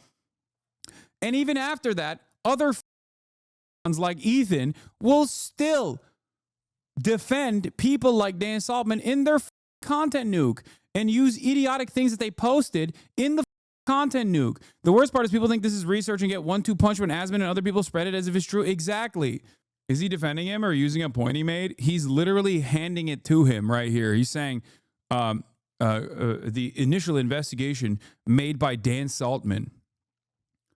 If your primary researcher that you're using as a primary source is actively and openly lying about this issue, then they're not a credible source. Surely Asmongold will watch this video. Yeah, okay. I will gift 500 gifted subs in Asmongold's chat if he sits through this entire video. He doesn't need the money, obviously, but that's how much I know he will never million years watch this. I'm betting 500 gifted subs in Asmongold's chat that he will never watch the YouTubers who backed the genocide. It goes against his previous claims. He hinted he's going to sue Noah for this. Yeah, good luck. Mr. Litigation. That's the other sad state of affairs here. He his claim to fame was, having a landmark decision that set the precedent for fair use and protection for content creators. And now he is actively trying to undermine all that goodwill that he had cultivated years prior by trying to sue anyone and everyone for being like, dude, what you're saying is wrong. It's so weird. It's such a weird thing to do. In both. Like all these Western liberal outlets, Ethan just takes the State Department line of thinking when it comes to terrorism, which his video is ostensibly a crusade against. By his own definition of terrorism, both the US and Israel are the largest terrorist organizations in the world. Given their history of killing millions of innocent civilians across the globe, his focus is not on them, though, rather the groups that they consider to be terrorists, aka, the bad guys. He actually uses those exact words. He says they're the bad guys. They are a designated terrorist group by the US, by the EU. These guys are clearly the bad guys. The entire video is kind of a lie by omission, simply because of everything we just went over. How none of it is a factor, how none of the people viewing the video that are unfamiliar with what's happening would ever come away with his video knowing the full picture, knowing some of the his lawyer telling him about Article 230 and him throwing a fit like a child was quite edifying. Has Ethan always been like this, or has he gotten more radical throughout the war and backlash he's received for his hot takes? I think I don't know. I'm not super familiar with Ethan's work beyond like the couple things before Leftovers. And during Leftovers, I know that he hated Ryan Kavanaugh or whatever. And I'm sure, and I think like a lot of the people that he were objectively not very good people. And perhaps that is the reason why, even if he went above and beyond and certainly was engaging in some kind of harassment campaign, I didn't even think about it because, he's going after a billionaire like Ryan Kavanaugh or, people like Keemstar and like that. And then obviously when he turned his crosshairs over to people that were pro-Palestinian, I started realizing that he was just using such underhanded tactics. I can't speak on whether or not he was using underhanded tactics against those other people, and I'm not going to say that. But goddamn, dude, it is very obvious that he's just actively disinterested in the truth. He avoids it like the plague. Two things he avoids like the plague are obviously accountability, any sort of open-mindedness to maybe what I'm saying is the reason why people were correctly pegging me as a Zionist, and also avoiding the truth. Very valid reasons why someone like Hasan might be critical of Israeli atrocity propaganda, or might support groups like the Houthis for their heroic actions in the Red Sea against a genocidal regime. The biggest issue, I think, is that Ethan manages to do all of this while still calling himself a stalwart ally to the Palestinians. Yeah, that part is Also gross. And I've been a stalwart supporter of the Palestinian cause for many years. This is what makes liberal Zionism so insidious. He is using humanistic appeals to things like peace and safety, but doing so in a way that distracts from the actual source of the problem. The problem is Zionism and the genocidal Israeli state. That is what's causing these problems. And people that might otherwise be able to understand if presented with the facts of the situation are simply led astray by people like Ethan, where a more right-wing Zionist... Yeah, he's a stalwart supporter of Palestinians. That's why almost all of his commentary on the issue, okay, revolves around doing the forms of liberal Zionist propaganda at the behest of Israel, talking about how it's a multicultural society and yada yada yada, and also simultaneously attacking every single pro-Palestinian voice he can, every single one. Ethan Klein gets to dictate how you protest against Israel. Nobody else. Okay? If you are even marginally different in your opinion than Ethan Klein, when you are defending Palestinians, you are a rabid anti-Semite. What a ridiculous worldview to craft around. Like, you have to unironically be super disinterested in politics across the board to look at what he's saying and go, yeah, that makes sense to me. Might put off the average liberal with extremist claims and overtly genocidal language. A liberal Zionist draws you in with the facade of empathy. He wants to appear empathetic, as if he cares for these people, as if he doesn't ascribe to a genocidal ideology. So, in order to do that, he has to lie, and roping in otherwise progressive people into a death cult. Aside from this video being a nonsensical genocidal propaganda piece, it's also entirely unoriginal. The video is a culmination of a months-long campaign against Hasan and all these other creators and Twitch, the company, to smear them as terrorists and anti-Semites and get people, in trouble. The campaign began as a response to... What is this? Ethan Klein thinks Hasbara... Wait. Sorry, Matt Lieb and Daniel Mate. I thought your podcast about dismantling Israeli propaganda used to justify genocide, but scholar of anti-Semitism Ethan Klein has informed me that Bat Hasbara is code for lying Jews and you're just interested in on Israelis. Okay, big mistake from Ethan is going after the likes of Matt Lieb. You want to know why? Because his audience obviously is not very well educated. So when he starts talking about how these Jews are also anti-Semitic, his audience that is not very educated and doesn't fully understand everything is probably going to be like, wait a minute, what? You're saying now Jews are also, these aren't Arabs, okay? These aren't Muslims. Whoa, hold on. These are other Jewish people that you're now calling anti-Semitic. Here is, I just want to show you the beginning of this. By the way, Bad Hasbara, he has a podcast where he just solely on Israelis. That's what Bad Hasbara is. It's like a meme. Hasbara in Hebrew means propaganda. And it's like a weird slur that people started picking up, calling just like Hasbara means like a lying Jew. Ethan has said twice now that he wants Matt Lieb fired from Good Mythical Morning over Bad Hasbara. Ethan loves Good Mythical Morning, so he's just butthurt. Matt don't like him. A slur. Hasbara is a slur. It quite literally is actively defined by the Israeli state as what they want people in the Western world to do, specifically Zionist Jews in the Western world to do. This is not a conspiracy. This is just like a part of the Western propaganda that Israel utilizes. Everything's a slur, man. Holy shit. Guy with a 40+ clip N-word compilation. Hasbara is a slur. Yeah. Dude, he is unironically turning into Destiny. It's so funny. Because another guy who has a... I assume Destiny probably has a 8-minute long N-word compilation as well. Maybe not as long as Ethan's. I think Ethan's is 8 minutes long. Destiny also loved inventing slurs like, oh, Gusano is a slur, or cracker is the real slur. Like, oh my Lord. Yeah, it's actually a slur. Good stuff. The suspension of the live streamer Asmongold. Asmongold made some comments that explicitly justified Israel's genocide of Palestine. Holy f***.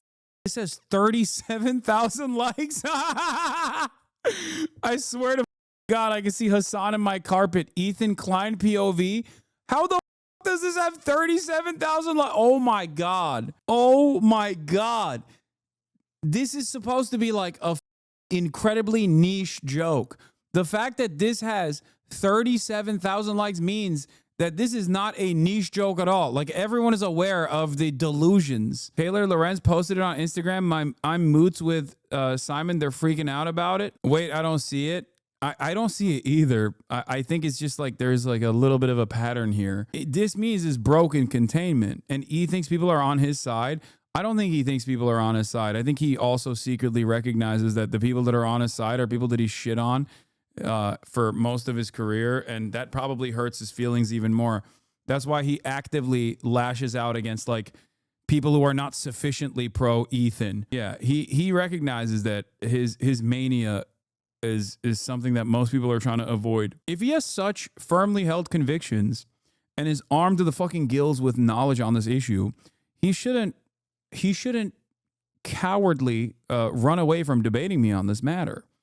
It's very odd that he does. It's very, very odd. He should have an open and shut case. And yet, you know, instead, he just keeps stubbing his toe and being like, Hasan is responsible for this. And he's in Gaza. I'm not going to cry a river when people who have genocide that's baked into their laws are getting genocided. They come from an inferior culture. I don't feel bad for them. I don't feel sorry for them. I don't care. I don't support them. Following his suspension for these comments, a community of large content creators, most notably the live streamer Destiny, along with his fan base, rushed to Asmongold's defense, whitewashing and justifying his comments. Meanwhile, Asmongold gets a 15-day ban for having a spicy take on the war. So you have someone like Asmongold who breathes the wrong direction, says the wrong thing, and instantly gets banned. In this situation, one could, if they were to extend the charitability, could say that Asmongold was probably referring to extremists in the Islam. Yeah, why do these guys always extend the maximum amount of charitability to people like Asmongold? And weirdly enough, Muda is a Muslim himself, which is also crazy because he's also literally openly complained about his own fan base that he has cultivated coming after him with vicious statements. Islamic religion, extremists in the Islamic religion. The case of Asmongold's suspension from Twitch was then weaponized against these pro-Palestine voices, most notably Hasan, in an effort to get him deplatformed. To do this, they compiled a number of short clips taken from Hasan's live streams, using them to accuse Hasan of things like supporting and promoting terrorism, allegedly denying October 7th violence, and making anti-Semitic statements. Each one of the clips and their associated accusations can be... Yeah, I think they had to delete all this shit because Bloomberg wrote an article and they had to literally delete so much of their posts about me on the subreddit. I don't know if it's back at this point, but they were worried that they were going to lose their subreddit because they were so openly, nakedly in their Discord servers and on their subreddits. Look at this. Hasan might have Bernie Sanders on Monday. You know what to do. Send emails to his staff with the most obvious clips. Hezbollah, what? Hamas made hostages hate America. Ethan speaks on the Houthis terrorists Hasan interviewed. Terrorism. Let's look at some of these choice fucking subreddit October posts. 7th, sexual violence. By the way, just want to point something out here, okay? Snark subreddits are unhealthy. This is a well-established position of mine. I've talked about this before. It's infinitely better not to hyper-focus on people that you despise. What's interesting about this dynamic is that I know this because Destiny's community is a snark community for me. And now Ethan has done the exact same thing. He uses his vast community, even though its numbers are diminishing every single day, as a snark community against myself, which is why all of his cries about like why certain subreddits won't get taken down are ridiculous. Like he's like, oh, I'm going to go after that Faumwa subreddit because I think that there's a vast Hamas conspiracy that like Hamas is running the drama subreddit of Faumwa. I'm going to sue everyone. I'm going to hit them with litigation so that I can find out who they are and then actively tell everyone that they are being anti-Semitic. Falsely smear them as anti-Semites for the crime of what? Complaining about being banned from his community as long fans who had a disagreement with his opinion on Israel. Anti-Semitic statements. Each one of the clips. I think it's morally okay to target Hasan's sponsors and advertisers on Twitch. This is the thing, okay? This is the thing I want to mention to you, okay? This is the thing I want to mention to you. This kind of back in the day was seen as a no-go zone, okay? When a content creator and used his community in this way every other content creator would be like, oh, you're trying to the bag. You're trying to the bag. You're going to ruin it for everybody else. This is going to have major consequences for everyone. What's really interesting about this process, okay, from the Destiny subreddit is that they very quickly realized I don't really have a lot of sponsors or advertisers. That is precisely why they went after the entire platform. That is precisely why they tried to take Twitch, an Amazon subsidiary, down in its entirety. Or at least force Twitch to ban me. Okay? And Ethan went along with it. Because if I had sponsors, if I actively had like long-term sponsors, they'd go after them like G Fuel or whatever the type of sponsors that everybody gets sponsored by. But because the bulk of my support comes from you, and because of that, I don't like ever feel the need to get sponsors in general. And I do it every now and then. And I deny most sponsors that come to me with the opportunity. Then I accept them for the most part. Yes, you are my sponsors. You. That's why they actively try to separate you from me by smearing me over and over again to be like, he's not progressive. He's transphobic. He's homophobic. He's anti-black. He's not sufficiently pro-Palestinian. I guess they don't really say that because they're too horny to say everyone who's pro-Palestine is actually, a racist terrorist. Epstein himself shat on who? Keffels for the no bad taxes, only bad targets nonsense in his manifesto back in the day, but these days their community proudly repeats that line. Yeah, but that's it. It's my subscribers that help me maintain my editorial independence regardless, okay? And they know that, which is why they try to get me banned. And it didn't work, and they lost their goddamn minds when it didn't work. Holy shit, dude. Thank you, Cutie McBitty, for the 10 gifted subs. Vil Morgar, thank you for the 10 gifted. D Machine Clutter, thank you for the 5 gifted. W Comrade. Are we ever going to have a shareholder day? Every day is a shareholder day. Every time you guys yell at me over minor issues and micromanage me, that is a shareholder meeting. Clips and their associated accusations. Yeah, like imagine going to Bernie Sanders, which also didn't work, by the way. It literally didn't work. Like they were like, oh yeah, let's go tell Bernie Sanders that the guy he's about to talk to is a vicious anti-Semite. Yeah, guess what, dude? What happened? I interviewed Bernie.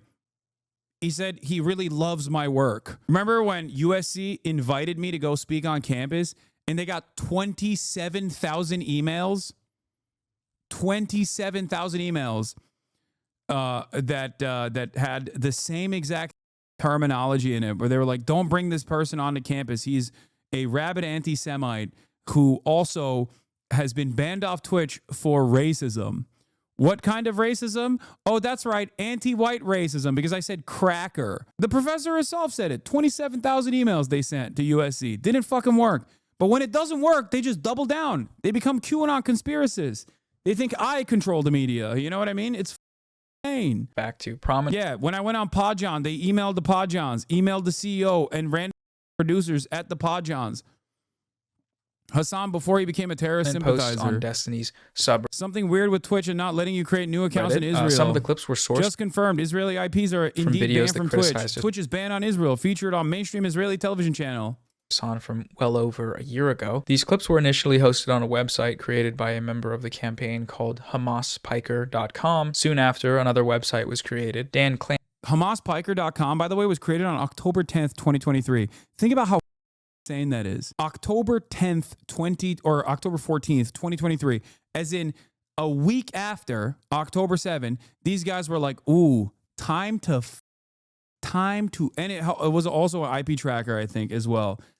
Time to use as an opportunity to on Hassan. It is crazy. ClancySucks.com, a reference to the CEO of Twitch, Dan Clancy. Another goal of this campaign was to get him fired from the company. This site also hosts all of these clips with their associated allegations: anti-Semitism, terrorist promotion, denial. Eventually, several major YouTubers in the usually apolitical commentary. Yeah, well, what happened? I thought these guys were apolitical. Turns out maybe they weren't.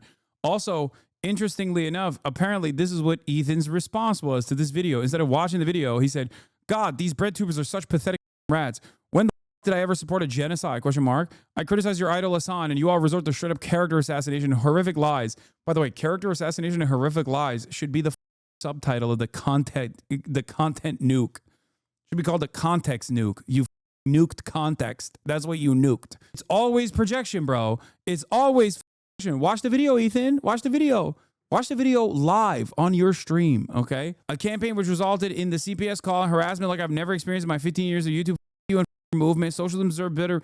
What is the idea that like the CPS call is also attributed to like Noah Samsen or myself is also insane. I would never in a million years think that that is an appropriate thing to do. It is a morally repugnant thing to do, to falsely call CPS on someone, okay? You're out of your mind. Ridiculous. I swear to God, dude, someone could be a straight up neo-Nazi, okay, who hates Ethan because he's Jewish, and he would still be like, this person who is a neo-Nazi who also hates me, right, is actually a Hasan fan. I'm the first time people hated Ethan online, guys, famously. Even though I spent probably the entire year telling my audience to get over it and stop talking about Ethan and how it is utterly irrelevant in the grand scheme of things what he has to say about Israel and Palestine. And there was an active genocide going on. If anything, Ethan has probably pushed people to start liking me more because of the way that he behaves, or at the very least, cause people who have their own personal opinions on Israel doing a genocide in Gaza to go, wait a minute, let me actually take a look. I feel like this Hasan guy, people, if Ethan is talking about him like this, and I don't agree with Ethan, and I know that Ethan is wrong on this Israel stuff, maybe this Hasan guy isn't actually the asshole that I thought he was. Maybe other people were smearing him too. So thank you, Ethan. Your context puke probably is the reason why I have 38,000 people in here. Yeah, that's what happened. It nuked my career. Thank you. That's the other side of this cultish thinking, is that the more the intended effect doesn't happen, the more you lean into like insane conspiracies. I stubbed my toe. It must be Hasan and his anti-Semitic tendencies that caused me to stub my toe. It's crazy. It's a crazy attitude to have. So welcome to the other side. He did poison the well by bringing up Nazis, bomb threatening him to prime his audience into hating you. This chat, Denim, Trisha, Ian, Anisa, Snarkers, Reddit CEOs, Twitch CEOs, Sam Cedar, the CPS caseworker. Wait, that's the other thing I don't understand. He knows that I get bomb threats from Nazis too. There was a point in time when Ethan wasn't aligning himself with a lot of these people that are now defending him, where he knew very well what those people were doing to me. We actually bonded on our mutual experiences from these very same communities and the fandom from these very same communities that were actively also coming after my family and whatnot. The reason why I don't talk about this stuff, by the way, openly, as opposed to Ethan here, is because the reality of the matter is there is very little prosecution that comes out of this, okay? There's very little you can do. I have a lot of experience in this field, but the reason why I don't talk about it is because nothing ever happens, okay? Most of the people that are on the criminal justice side of this issue are old, don't understand the cutting edge of internet live streaming, the parasocial nature of fandoms, and how some rabid stalkers will go to insane lengths to ruin your life. And because, and this is a reality that every single streamer knows, every single live streamer knows, regardless of which platform you're on, okay? That's why I talked about this when Valkyrie and Cinna, unfortunately, were victimized in broad daylight while they were live by a rabid, psychopathic stalker alongside Emaru, who said that they were going to kill them, right? I told you that it's the tip of the iceberg. What you saw is the tip of the iceberg. Every streamer has experienced this, no matter how big or small, but they don't talk about it. The reason why they don't talk about it is because, one, there's not really any sort of serious prosecution that comes out of it, and two, it only creates copycats. Just so you know. As a victim, he has every right to talk about it publicly if he chooses to do so, but just make no mistake, this doesn't mean that this doesn't happen to other content creators, okay? Maybe not the CPS call thing, but, you know, bomb threats, doxing, swatting, things of that nature. Terry Sphere made videos that signal boosted these allegations to millions of viewers. Most of these videos used the same clips, many of them directly citing this smear campaign's website. There's a website known as danclancysucks.com. Or there's also a website that's been created called danclancysucks.com that goes over it all. Another website, Advertise on Twitch, shows a collection of ads playing before the dishonestly framed clips we've looked at, and the contact information of the companies is provided. It auto-loads a preset email with just one click, allowing participants... Yeah, by the way, I don't even have ads. I don't run ads. They would literally go so far as to like show ads that people that I was hosting were running. In the campaign to mask... Yeah, I understand you may have encountered messages like this before, but I'm reaching out with genuine concern. Why are you advertising on Twitch in proximity to extreme content? Recently, your ads have appeared alongside disturbing content that includes discussions minimizing the reality of October 7th attacks in Israel, promoting anti-Semitic rhetoric. Even more troubling, Twitch previously suspended all Israeli accounts for a year. A lie! They sent straight up lies to every single news outlet. They mass emailed every single news outlet. Isn't that nuts? They actively unmasked and doxed Twitch staff in the process. That's what they did. One must ask the question why these guys can get away with doing all of this. This is what was happening on the background when I was trying to cover the election. I know for a fact people on my team got emails from them. Yeah, yeah. It's also kind of funny because like the only ones that actually bit the bait were, you know, dish rags like the New York Post or Fox News, for the record. Does it not scare you, not about yourself or what these idiots are saying, but that is now normal for more than 50% of everyone online is a dumb hog? Like, imagine spending this much effort. Imagine spending this much time and effort and coming after me. Yeah, the only people that bid on this dumb was Richie Torres, AIPAC's own attack dog. It's #1 defender. Okay, Israel's #1 defender, Richie Torres, from the poorest district in the country, by the way. And New York Post, which is a right-wing dish rag, and Fox News. They should have been spending all this time and effort doing something positive. You know what I mean? Like, instead of actively trying to deplatform the largest progressive content creator. How psychotic. I worked in a congressional office last winter and would get calls about this Lamau. It hasn't stopped, by the way. If you think these efforts are done, Dan Saltman is apparently actively trying to get Tom Cotton to pull me in front of Congress to also smear me as an anti-Semite. Remember, these guys are liberals, by the way, but they want Tom Cotton. That's who Ethan has aligned himself with. That's who Ethan used in his context puke, his context nuke. Like, think about that. That'd be peak television. I don't want to do that, man. Spam these companies. Here's a video of your ad sponsoring Jew-hating content. I realize that messages like these often go unread or receive a standard response. However, I wanted to reach out directly. If I continue to see Oral-B ads on Twitch, the impression left is that such association with harmful content is acceptable to your company. Here are examples of content that is not banned on Twitch and ads have appeared by in the past.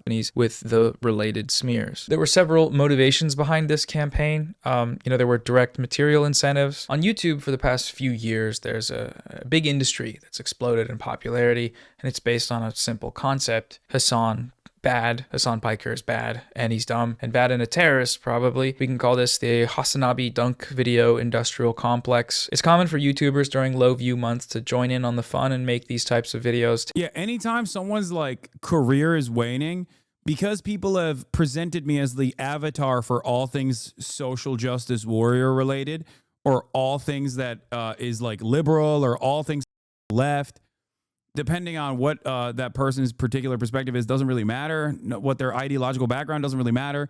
That's all they do is like Hasan. That's how you know rent is due.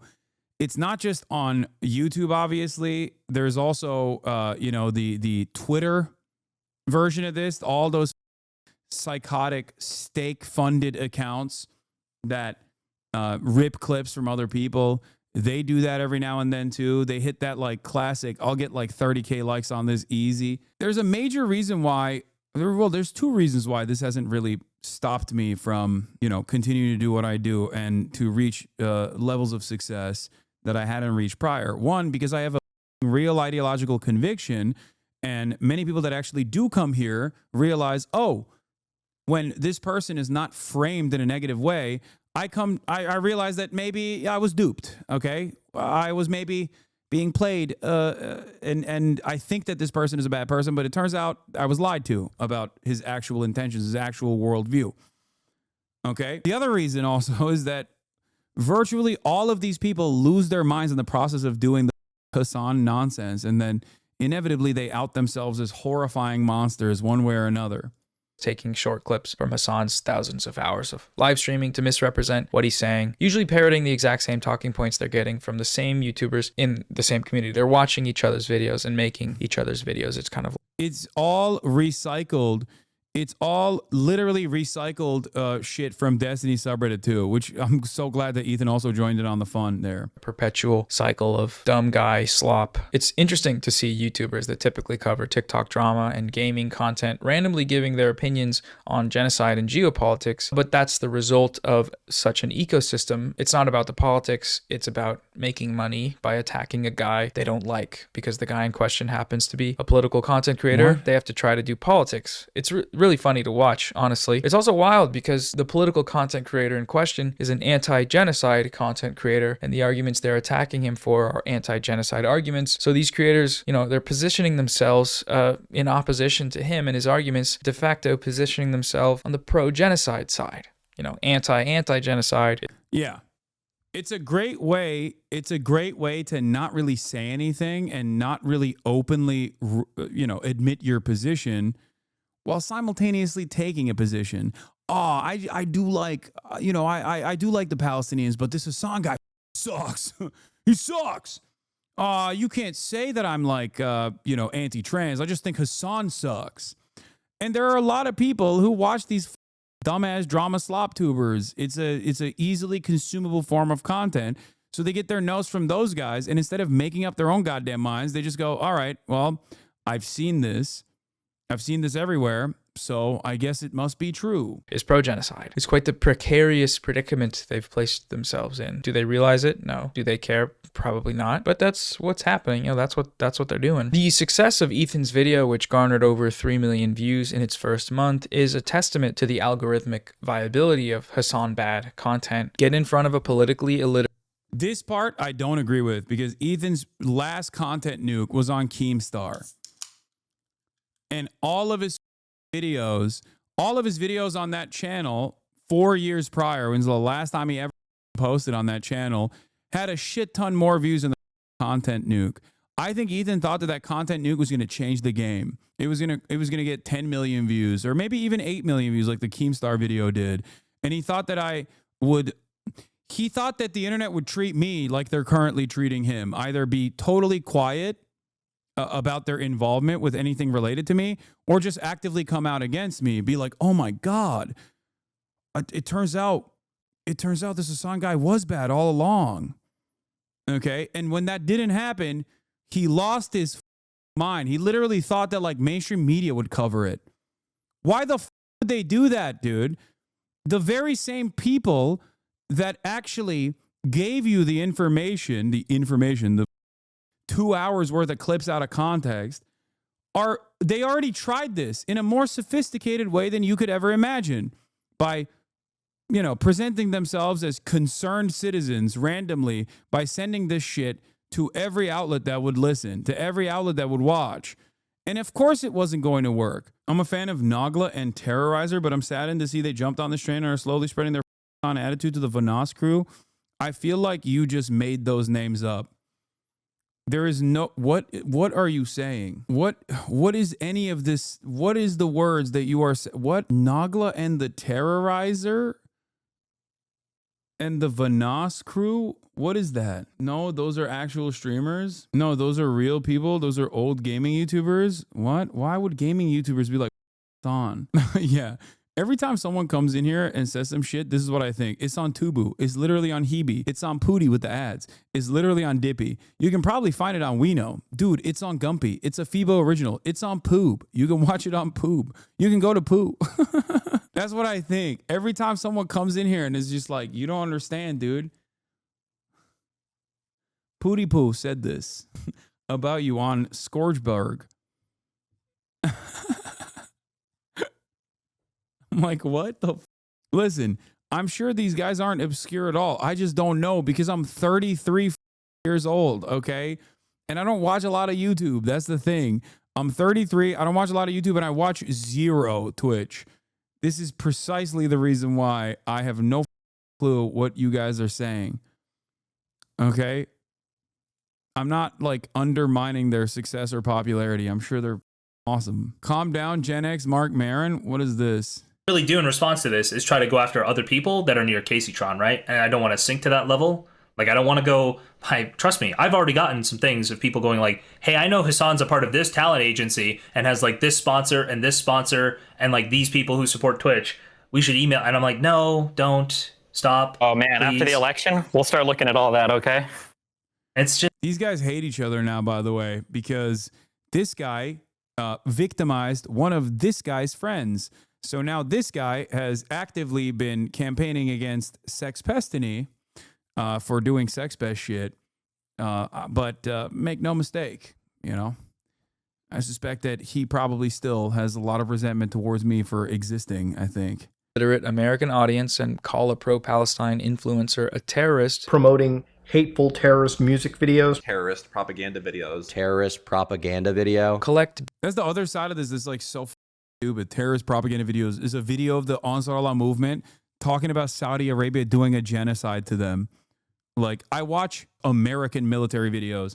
I've watched Israeli military videos on this broadcast. They are using propaganda videos to just basically say, oh, don't look into any of this, okay? Do not look into any of this. Just know that he's a bad Muslim guy who loves bad Muslims. Yeah, IRA. I to play IRA Come Out Ye Black and Tans at the top of the hour, every hour, dude. That's a propaganda video. This right here at the top of the hour, every hour back in the day, I used to play this song, okay? And I would tell you, at the top of the hour, every hour, there's a 3-minute ad break. The existence of the Irish and the Scottish negates the need for the British. I agree. So, you know, it's more so about like where you shift your attention and priorities to. It's obviously like a little bit harder for people to be like, oh my God, I can't believe he's doing like pro-IRA propaganda because they're white.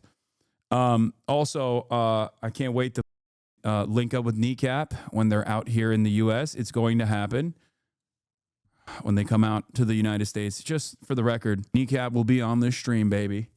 Don't you worry about it. Let's continue. Big fat AdSense check. That's how it goes. And Ethan knew it would do well too and made sure to get a sponsor for the video. Thank you to ExpressVPN for sponsoring this video. Which was a VPN company that happens to be owned by an Israeli billionaire with a history of funding and supporting the IDF. He's not a Zionist though, apparently. Apparently he's not a Zionist, and he's pro-Palestine. I've been a stalwart supporter of the Palestinian cause for many years. A few years ago, Destiny was banned from Twitch. Since then, he has repeatedly attempted to be reinstated on the platform, and the latest attempt by using the campaign was probably the closest he's ever been in terms of putting pressure on the platform. We're tired of your site changing the rules every week. Nobody knows what's going on. Get your shit together, unban Destiny, and make a site that people actually want to go to. Dedicated the last like 2 weeks of my life basically to Steve's cause. You're talking about the Twitch thing? That's the guy that Ethan had on his video, by the way. Hey guys, hey, he's not linked up with these dudes, even though it came out that he was directly emailing Dan Saltman, by the way. Yeah, destroying Twitch. Some of the motivations for the campaign are political in nature, though, obviously. You know, Hasan Piker is one of the most prominent pro-Palestine voices on YouTube, and this campaign has been orchestrated by Zionists. The website that started this campaign, HamasPiker.com, doubled as a donation page for a prominent Zionist organization. Since learning about the existence of Israel on October 7th of 2023, Destiny has positioned himself as its #1 cheerleader, showing up to debates to defend the genocidal apartheid state using Zionist talking points and denying that a genocide is taking place. On the Lex Friedman Israel-Palestine debate, Destiny justified Israel's slaughter of 4 Palestinian children in the Gaza beach bombings using talking points plucked directly from IDF spokespeople. Those kids weren't just on the beaches as often stated in articles. Those kids were literally coming out of a previously identified Hamas compound that they had operated from. They literally did. You could Google it. You could Google it. With all due respect, you're such a fantastic moron. It's I think this probably, like, this was amazing because it was such a visible debate where this XPES was so thoroughly undermined by an interlocutor that knew so much more than he did, by two interlocutors really, that even his own debate partner was just laughing at him. Like, what an incredible moment. Because, like, up until this moment, I don't think a lot of people knew him as anything but, like, the guy who autistically dunks on some of the stupidest wingers you've ever seen, right? Clips like that would go viral all the time. I think people just basically knew him as that guy. This debate, on the other hand, dynamic, where people found out what he was about. Terrifying. I left Finkelstein's iconic response in there because he is 100% correct. The events of that day were witnessed by dozens of journalists. There is no real dispute as to what happened, except from, of course, the party that slaughtered the children, which is Israel, and in turn, its propagandists, like Destiny. A group of boys. Hold on, sorry. Cousins playing on the beach. There's a now, TOS here. Were running for their lives. Until seconds later, another shell hit. Israel claimed it was firing on Hamas militants at the port, but the dead were 4 young boys. He's also explicitly called for the genocide of Palestinians. Honestly, I'm pro-genocide. Like, it sounds really shitty, but like I think that Israel should just draw its borders about where it is now, and basically Palestinians can go live in another place. That's really shitty, but like that's about where I'm at. It's this guy and his community who are it's the source for every one of the arguments that Ethan makes in his Hasan, video. before we became something weird on Twitch. Advocates for Palestinians normally collaborate with advocates for Palestinian genocide. Hasan's favorite was having a Luffy moment. They're killing civilians. No, they do not, in my opinion. Destiny's podcast co-host Dan Saltman, the other main driver behind this campaign and the one spearheading the creation of these smear websites, is also a Zionist. Saltman promoted pro-Israel organizations like the ADL and stopped anti-Semitism, and Zionist politicians like Richie Torres, who... Also, the other side of this story, this conquest to tackle anti-Semitism, is that it's conducted by people who have said, like, a shit ton of actually anti-Semitic things. Like Destiny himself in private logs, or not even in private logs, but like public logs on DG has been talked about saying like genocide the Jews and that. Dan Saltman has said a bunch of horrifying things as well about Jewish people in general. Dan Saltman himself is Jewish. Ethan Klein himself has actively said awful shit about Orthodox Jews. Like, he tried to make it seem as though I wasn't calling the KKK inbred, and that I was actually calling a bunch of young, industrious Jewish folk in Israel that weren't actively burning aid going into Gaza, but instead I was calling all Jews inbred. That's what he kept saying over and over again. Okay? Meanwhile, I obviously wasn't directing this at all Jewish people or whatever the I was talking about these specific rabid terrorists that Ethan also called charity workers, which was ridiculous. But nice, benign dudes who are doing charity. Okay? Insane. But that's not, there's so much more that he has done and said that is infinitely, infinitely more anti-Semitic than the claims that he's even making against me without any sort of evidence whatsoever. The evidence is just a clip copy. There's videos of you calling Ahmaud Arbery's killers inbred. You've called extreme fundamentals conservatives inbreds for years and years. Exactly. What's the difference here? Here is Dan, Dan Saltman. Evolution explains why Jews are so powerful and blacks are not. The only Jews to escape the Holocaust were the smartest of the smart.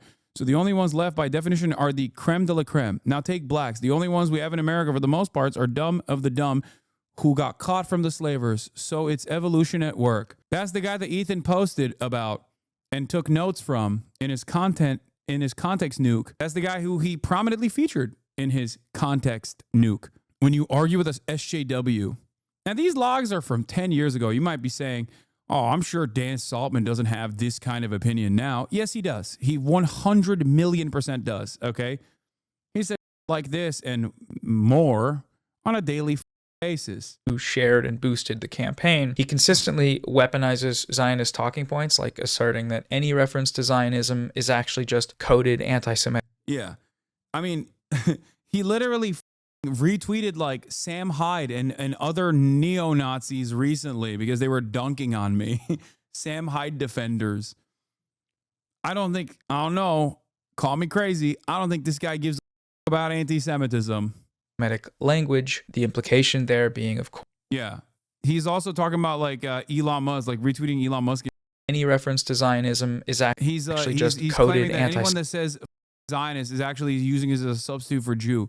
First of all, in this day and age, when anti-Semitism is literally seen as a benefit, okay, by right-wing content creators, why the would anybody hide their anti-Semitic tendencies? Semitic language, the implication there being, of course, that criticizing Israel and Zionism is inherently anti-Semitic. That's a very common Zionist tactic. It's like the Zionist tactic, in the West at least. Perhaps the most significant motivation, though, and indicative of the sort of unserious nature of this campaign, is just spite. These people all seem to have deep personal vendettas against Hasan and these other creators that should give one pause when considering the seriousness of the campaign that they're running. God, he's so cringe. He's like such a cringe loser.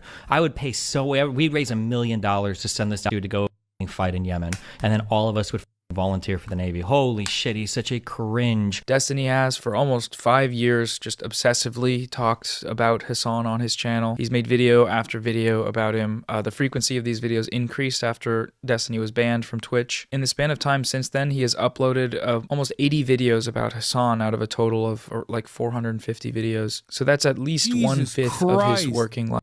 That is crazy. 80 videos that directly mention me in the title or thumbnail. Holy these the audacity to say I'm rent-free, bro. What the bro, my own parents don't love me and think about me this much. Holy dude. Hasan loses it after getting called out beyond irresponsible. 621,000 views. This is literally about IDF bombing a hospital in Gaza, by the way. They bombed every hospital in Gaza. All that remains from this commentary is the revenue that he generated. That was the only interest he had in Israel Palestine, was to find an opportunity to be like on, and people willingly went along with it. That's why so many people left this community after October 7, only to return later to be like, okay, my bad, quietly coming back to be like, okay, maybe you were kind of right, because I'm finally realizing that maybe the things you said about Israel is not incorrect. What is this? You don't know the half of it? If you only knew how he mentions you daily. What the this? Oh, this is a way to track, like, search Hasan, upload date descending. This is virtually every video that he's mentioned me in. Holy how many times a day is he mentioning me? RIP Hasan, chilling and streaming. This guy should be worrying about his own sex charges, okay? His sex pest charges. Hasan's illiberal. Reddit Hamas network exposed. Then Dean told Hasan is illiberal. Obsessed, dude. Holy.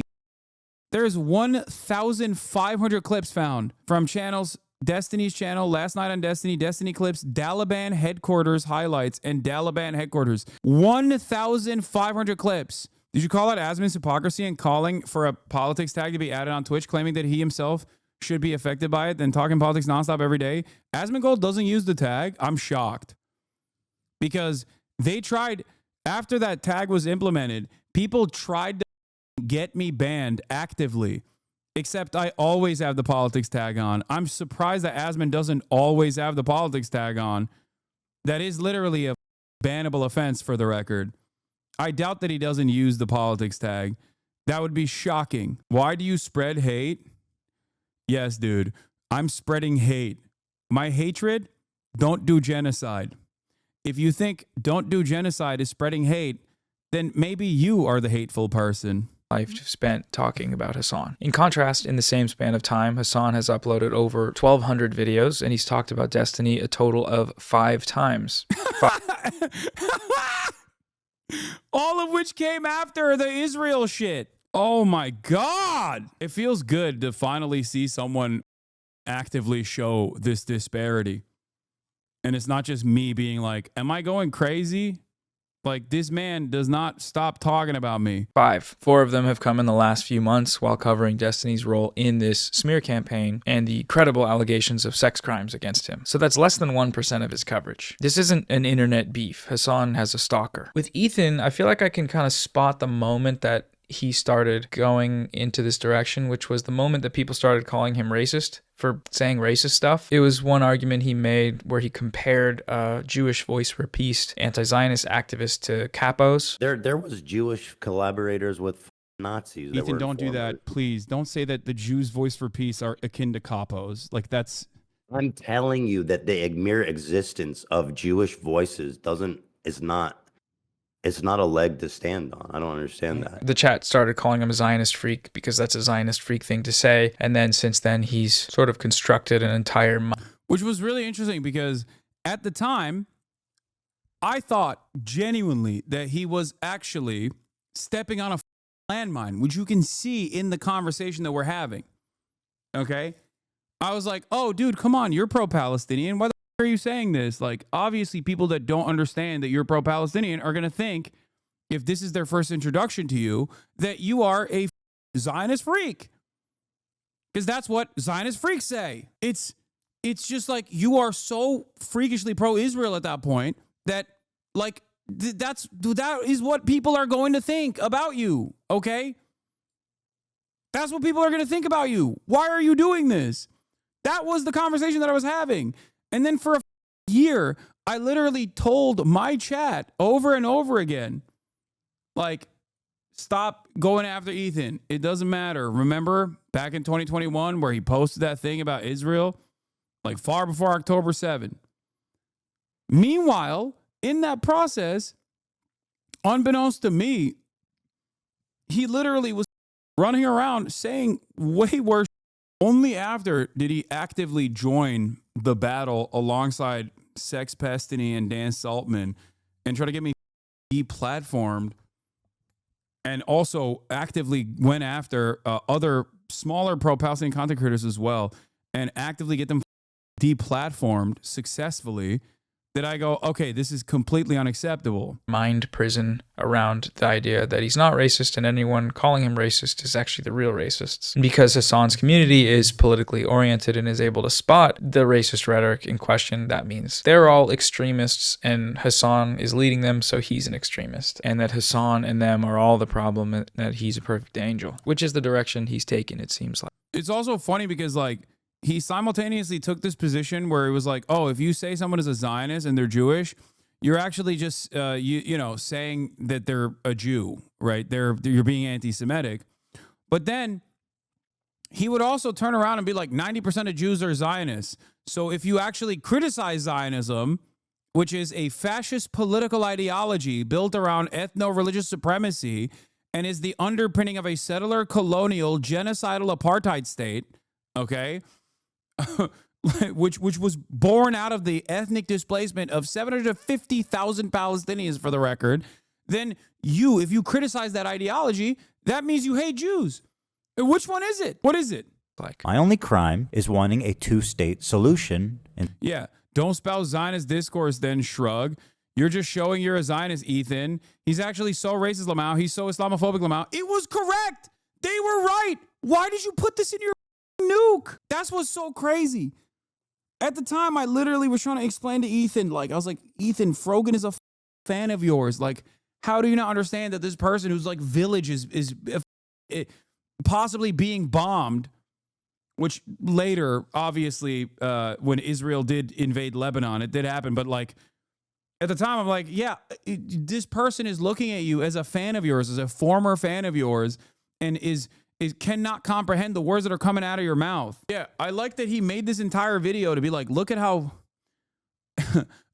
wrong these people are for calling me a Zionist, while simultaneously you made a video defending Israel. Instead of one, and thinking it's not okay to kill Israeli civilians. That's it. Israelis are so afraid of genocide, they're genociding Palestinians to expand their borders.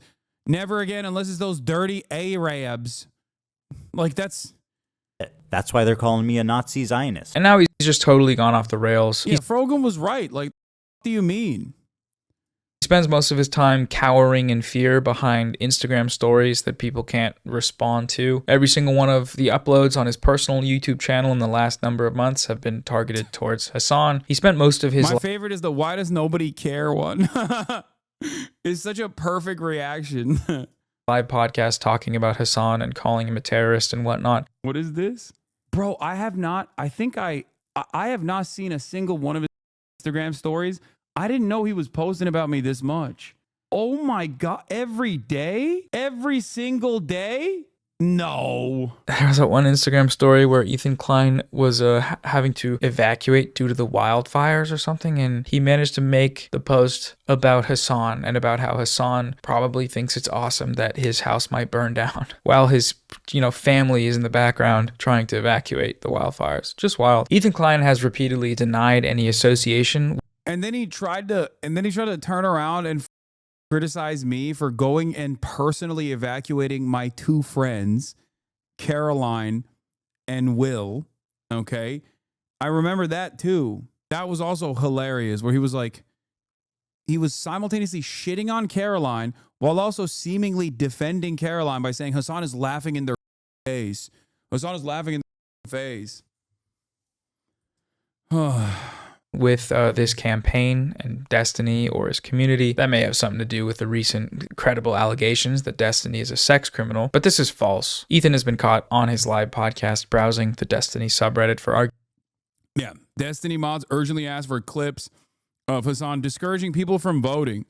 Okay, within minutes, folks, I need to find some clips of Hasan discouraging people from voting. Give me what you can. And they couldn't find it because there is no clip of me urging people not to vote.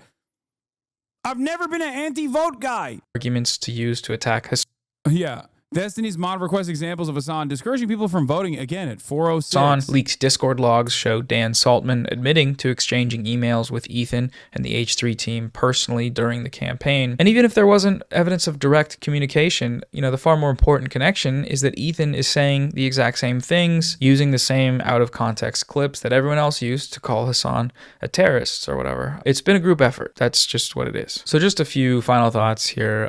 Zionism is Nazism. It's an ethnic supremacist, expansionist, colonial ideology. You can't have Zionism without genocide and ethnic cleansing. That's the end goal of the project. It's what it is. Palestinians are there, and for the Zionist project to be complete, they have to go. Starve them out, bomb them, destroy everything they need to live. Those are the methods. Those are what they're employing as we speak. And like Nazism, Zionism cannot be defeated through reform or debate. It must be destroyed from the outside. How long do these freaks start trying to make AI videos of you because they can't find real videos of doing the shit they say? Doesn't Ethan use like a AI voice of me already?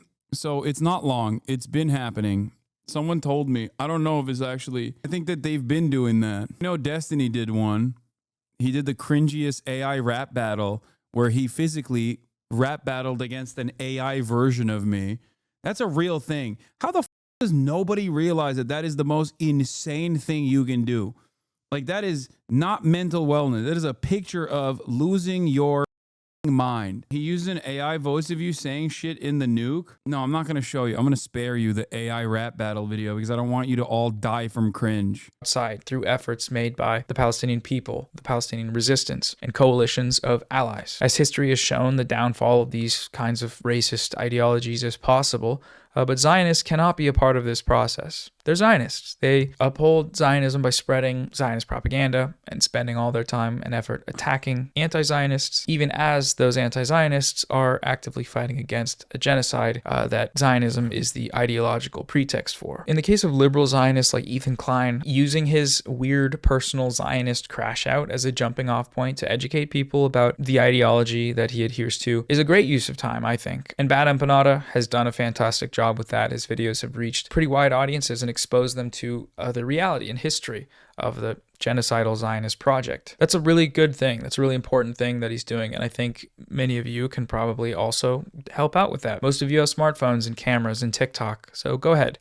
Start posting about it. Spread the word. Aside from being a morally good thing to do, it's also becoming sustainable. You know, it's algorithmically viable. The Ethan Klein crash out industrial complex is booming. And we can harness it as a propaganda machine to expose Zionism for the genocidal ideology that it is. You may have the feeling, as I often have, that the history books will look back upon these times and those who supported the Gaza genocide with shame and horror. The only problem with that... By the way, Today shouted out Boner Box as the one people who should be people... Today shouted out Boner Box as the one who people should be watching, and this is what Boner Box said recently. This can literally get proven wrong in the most obvious way, and they will still just chug on like nothing happened. Like, how obviously wrong was it that that story about the Al-Ali hospital? The idea that... How obviously wrong was it? The fake misfired rocket video was debunked. Israel literally also tried to use the same exact thing at El Shifa a week later. It was debunked again. Israel airstruck. And it's so crazy that this man is still talking about Al-Ahli Hospital when every hospital is in rubble, okay? Who the is this for? I don't understand it. Like, who still at this day and age has not made up their minds? Like, either people are just like, yes, I'm pro-Israel. I think everything that Israel is doing is for valid security concerns or whatever. Or people are just like, yeah, no, Israel is a apartheid on a good day and doing genocide every other day. Like, who is looking at this and going, yeah, remember that time when Israel lied about the Al-Ahli hospital that I'm going to act like wasn't a lie at all? Like, how are you still holding on to that? It's like debating the details of the Night of the Long Knives in 1946. Yeah, just exactly.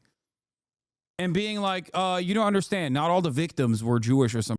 You know what I mean? Like what the kind of insane attitude is this? And flattened a hospital, killing 500 people, which is what Bana Banada said about it when it happened.